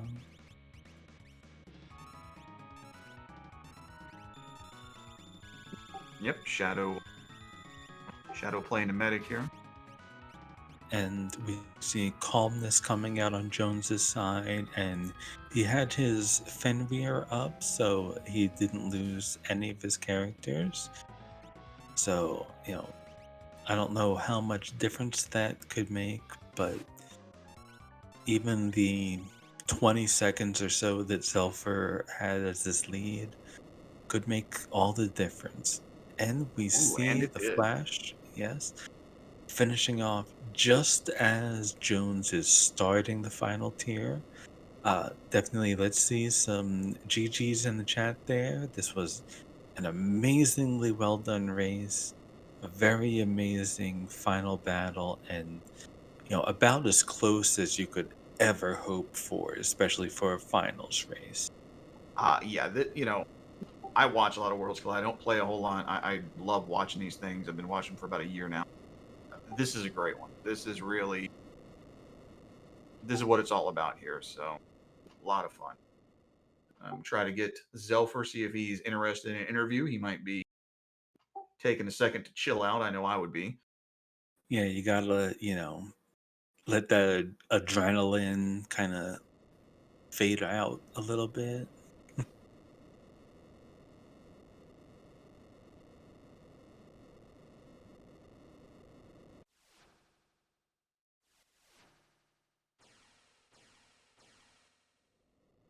And it looks like Zelfer finished with a time of 1 hour, 52 minutes, and 39 seconds.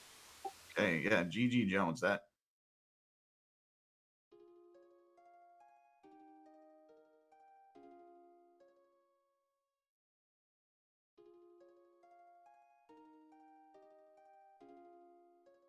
And Jones finishing off with a time of 1 hour, 53 minutes, and 45 seconds.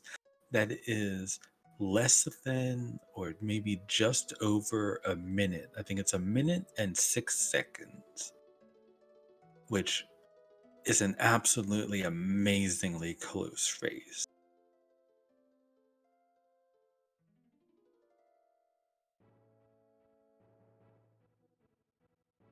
Alrighty, and we are joined by the winner of the second KGP tournament, Zelfer. GG's, my friend. How was that for you? Thank you. Thank you. Um, whew, whew. Oh man, Alrighty, and we I are was joined by the winner it, of it the was fun. second It was a KGP lot of fun. tournament, It was Zelfer. kind of GG's, stressful my friend. for a lot of it, but How was that for you? yeah, I had a good time.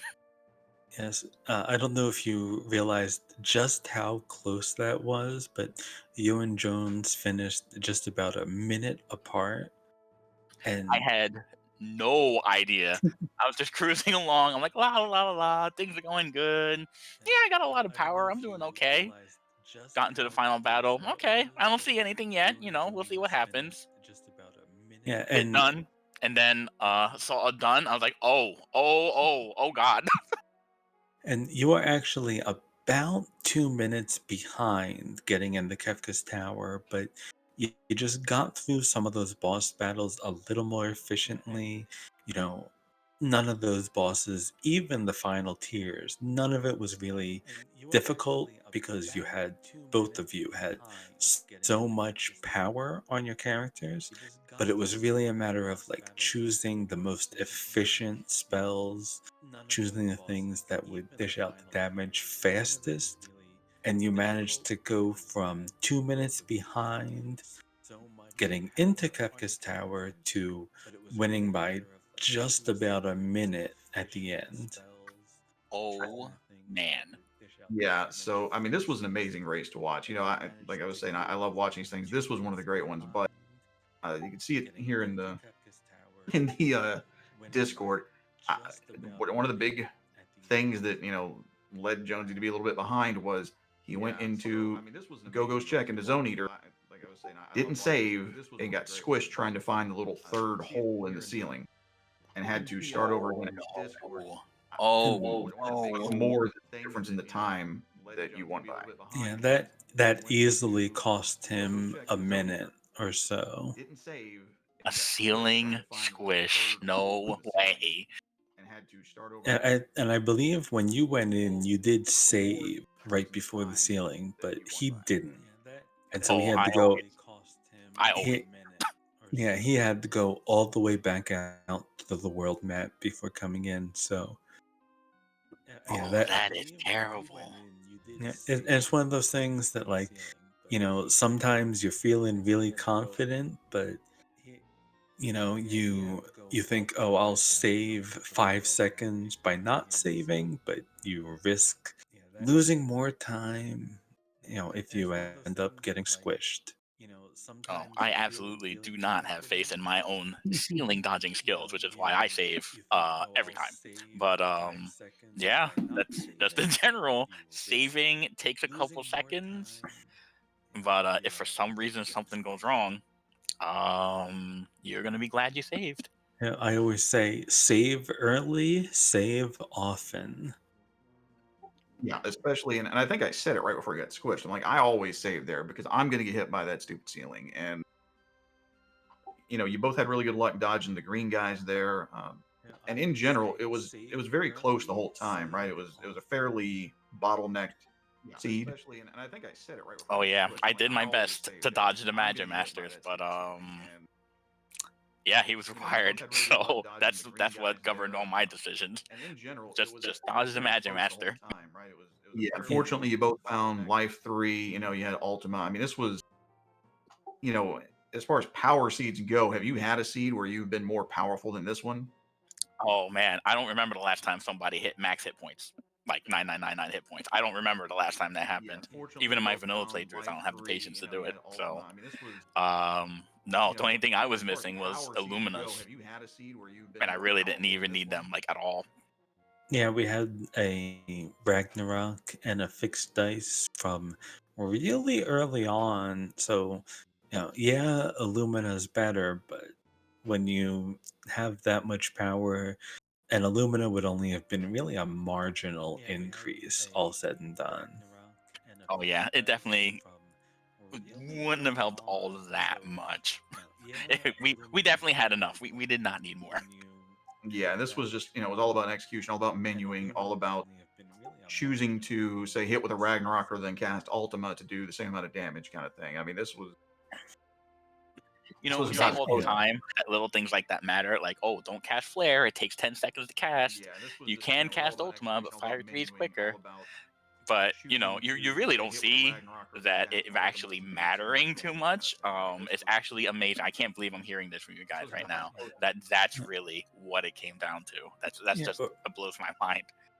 or even simple things like when you have to spread out your strong characters in Kefka's Tower, and you might only have one really good character and a couple of subpar characters. The difference between skipping a low level character's turn instead of having them attack but do subpar damage, that can really make a big difference. Even if it's only a few seconds here and there, that does add up over the course of multiple battles. You are absolutely right. And I know I usually naturally do it myself. I've never thought to actually like mention it to anyone like, "Oh, hey, if you want to save a half a second, you can do this." Like I'm like it doesn't even cross my mind to tell that to somebody else. And well, I guess here we are today. Um save your animation times, everybody. It matters sometimes. yeah, this battle was everything that we hoped it would be for the finals. You and Jones both really great runners. So yeah, congratulations! Thanks for putting on such a show. I mean, it's a great one. Thank you very much, and absolutely congratulations for Yeah, Jones. this battle For, was for everything being that we hoped so it would be for the close that I finals. did not know the whole time, You and and Jones just both for really making it great to the runners. final two. I know he's a So little yeah, newer congratulations! than Thanks I for am, but putting on he such a show. I mean, absolutely it's a put great in one. an amazing performance. And he puts on amazing performances all the time. So absolutely, congratulations to him, and thank you to you guys for helping set up everything. Thank you to Atma for making the randomizer, and just thanks to everybody else for watching. Hope you guys had a good time. Well, it's definitely one hell of a race to watch, and very happy that we could be here and be a part of it, and I'm sure everybody in chat would say the same thing. Ah, that is good to hear. So, All hello, right, man. Xelpher. How are you doing, buddy? I am doing good. I'm doing very good. How are you? I am doing well. Congratulations on your win, my friend, from the admin team. Ah, thank you. Thank you very much. Much appreciated. And Jones, if you're listening, congratulations to you guys as well. Tara and Huda, I want to thank you guys both for stepping up and helping us out with the KGP finals here. We really appreciate you guys. Both of you done a fantastic job. Oh, thank you. My pleasure. Always fun. Yep, very glad to be Jones, here. if you're listening, congratulations to you guys as well. Tara and Huda, I want to thank you guys both for. Also, from the admin team, I just want to give a couple of shout outs to Boo and Missionary for all their work they've done, Seal and Cat, and everyone else who's helped out behind the scenes. The admin team really appreciate you guys. I'm going to turn you guys back to Tara and Huda. I just want to jump in from the admin team's perspective and say congratulations and thank you all. Also, from the admin team, I just want to give a couple of shout outs to Thank you. and Missionary for all their work. Yes, they've done. everybody, Seal and Dark Cat, Falls, and one of everyone the else Worlds who's helped Collide out behind admins the and scenes. The the admin team really appreciate organizer you of the guys. KGP. I'm So going to turn you guys back thank to you very much Tara for and putting this Huda. I together. just I know wanted the to jump in KGP from is the admin team's one of our most perspective and say popular congratulations things in and Worlds thank you all. Collide. So always great fun and definitely looking forward to whatever you all have in store. Everybody, Dark Falls, one of the Worlds Collide Yes, admins indeed. and And so, Xelpher, organizer of the once again, KGP. So GG thank you very for much for an putting this together. I know the absolutely KGP is amazing one of our most performance. popular things in Worlds Any Collide. final thoughts? Always great fun and definitely looking forward to No, I whatever think you all have in store. I have shared everything. Just thank you again to everyone, and definitely congratulations to Jones. GG, sir. All right. Now, well, thank you so much for putting on a great show for us, and looking forward to seeing what you have to offer in the next tournament. Sounds good. I will see everybody later. Have a good night, everyone. Now, well, thank you so All much right. for putting on a great Night, show Zelf, we're for going to us. get Jones in Looking here. forward to seeing what you have to offer in the next tournament.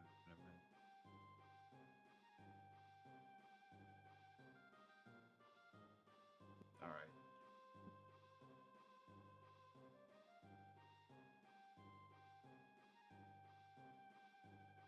All right, Jones, welcome. GG's, my friend. Man, I don't know if you were listening to our interview we just had with Zelpher, but this was a heck of a race. This is one of the best races I've seen. So, Well, I'm glad that we could put on a good show. Yes, It was a fun one. it was an amazingly good show. You finished literally just a minute and 6 seconds apart, Yeah, which is astounding. I'm feeling pretty squished. Wah, wah. Yeah, pancake, fortunately. Yeah, I can tell you I won't ever skip that save point again, I don't think. yeah. I hate to say it, but that squish may have made all the difference at the end. Yeah. Well, the flag set was really fun, the competition was fun. I mean, Yeah. at the end of the day, I'm just glad that it was a fun race for everybody to watch, and it was a lot of fun to run too. So, thanks to Zenobium for putting together such a cool flag set for the finale. That's awesome. We blame Zenobian. That is noted. Yes, don't blame me for rolling the seed. I have no responsibility. I do believe I said something about no Magimasters in chat, so I'm disappointed that you didn't follow through with that. But Well, I had to throw in at least two. yeah, We blame Zenobian. luckily we were prepared for it, so Yes, that all don't worked blame out. me for rolling. Yeah, so I saw that you went and checked the auction house. Now, were you aware that there was no auction house hint in the flags? I wasn't. Yeah, we weren't sure. We were talking about it, and it's basically the auction house is kind of as gross as it could be with the settings that we have. Luckily we were prepared for it, so I guess I didn't even think to check that. I just saw it. I'm like, really, no Espers at all, man. Yeah, definitely interesting flag set. It's one of those things that there's so many flags and there's so many Mhm. options, and even if you read the flag set, I mean, like I missed that when I read through it preparing for this. Just Yeah, a lot to keep and track of. yeah, and so many things that are normally standard. So like in the scaling, I went this whole time thinking that it was scaled dragons and unscaled final battle, but it was flip flopped. I've never seen that before, and it like just completely threw me for a loop. Just not something you're used to looking for. Yeah, and Yeah, there's so and many things that are normally thankfully, standard. So like with Magimaster being able to cast Ultimate at the end there, which again is a little I bit went unusual this whole flag. time thinking that it The was seed was scaled very dragons and powerful. unscaled Ultima final was battle, but available, it and you was all really got it not really what I was early. You got looking life for, and three, it like you just got the completely fixed threw me dice, for you a got the loop. offering. So, Just not something you're we're used talking to with seeing. Zelpher. This is about the most powerful seed I've ever seen. Have you ever played anything like this? Uh, this is one of the most powerful for sure. I mean, if I look way back, I'm sure I could find something, but uh, yeah, this was really good. I would have really liked to have some more tier 3 spells. I don't know if I missed some Espers or something. I only had Ice 3, so I would have loved to have Fire 3 and save myself some Ultima casting time, but uh, I mean, when you have Ultima, I mean, you've got the power, so. And then I had a lot of fun with a berserked Strago throwing dice, so that was also pretty fun. Yeah, both of you got into the situation where you berserk Strago to get him to do stuff, and he ended up using a rage and casting, say, Arrow on Doomgaze. Yeah, I don't know what he was thinking. That crazy guy. You know what they say, it's heck getting old. So, Hmm. But yeah, this was, even with it being as close as it was, this was definitely a very well executed seed. You had, you know, power overwhelming even from early on, but sometimes, it's not just about power, it's about efficiency. And like you said, not having Fire 3 and having to go with the slower cast time of the Ultima spell, that is the sort of decision that, really can make a difference. And, Hmm. it's part of the reason why this ended up being so close is simple things like, do you cast Ice 3 or Ultima? Do you, use those fixed dice with the slow animation? Things like that make a huge difference. And both you and Zelfer really demonstrated that with very efficient boss fights. Well, thanks. Yeah, I'm just trying to manage that and balance it out because there's a lot of power there, but there's also a lot of time waste too if you use them over and over again. So I do felt like I was a little more on the time wasting side. I could have been more efficient, but I mean, to get that close to such an amazing racer like Zelfer to be that close at the end, that in itself is a win for me. And well, you both of you certainly put on one hell of a show. And, I think chat, especially at the end, was on the edge of their seats. Yeah. Well, that's awesome. That's what I like to hear. yeah, definitely GG's. So, any final thoughts you have for us? I just want to say a big congratulations to Zelfer on the win, and thank you so much to the community, to Atma, to you guys and the Restream team, and for Falls for putting all this stuff together.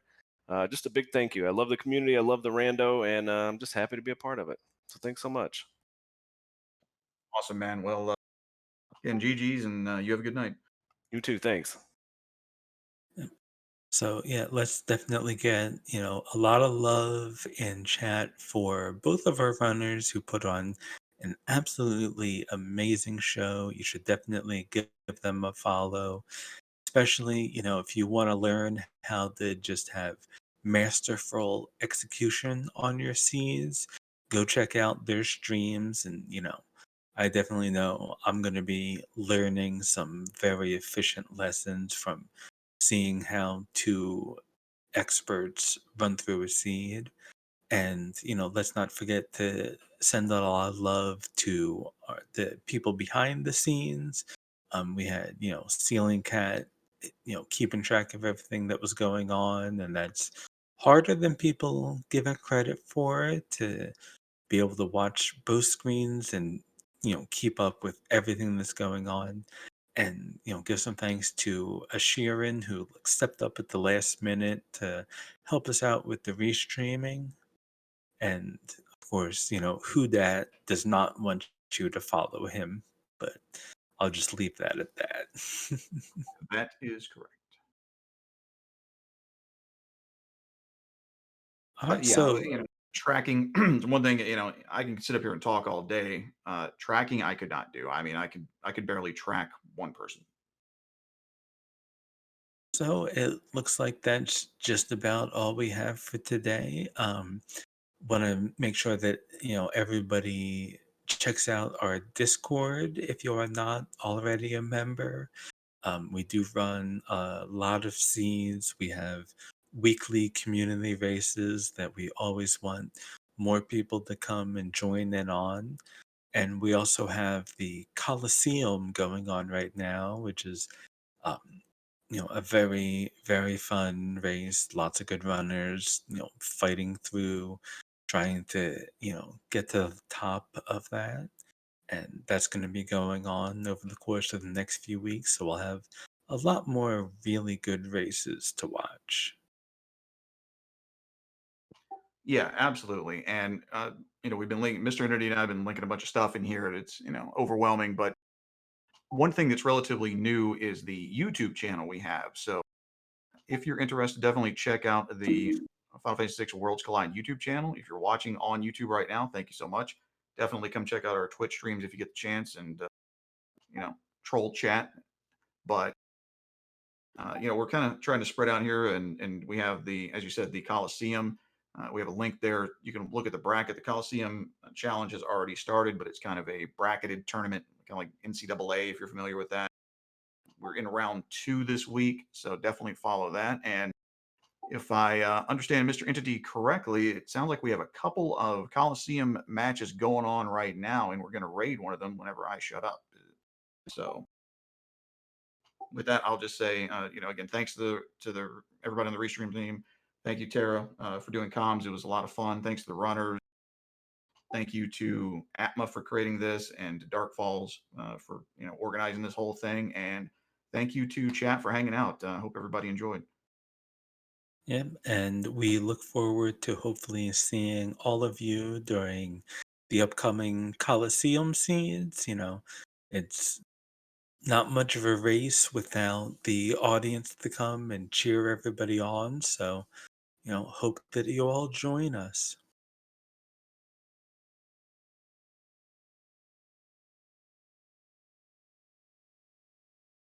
All right. Well, thank you, Hudat, for being up here with me today, and we should see in a moment. I'm not sure who it is that we're raiding, but Yeah, thank you, Tara. It's been a lot of fun. Looks like we're going to be rating Javinator, so go there and give Jav a little bit of love. and thank you all very much for being here, and we will see you next time.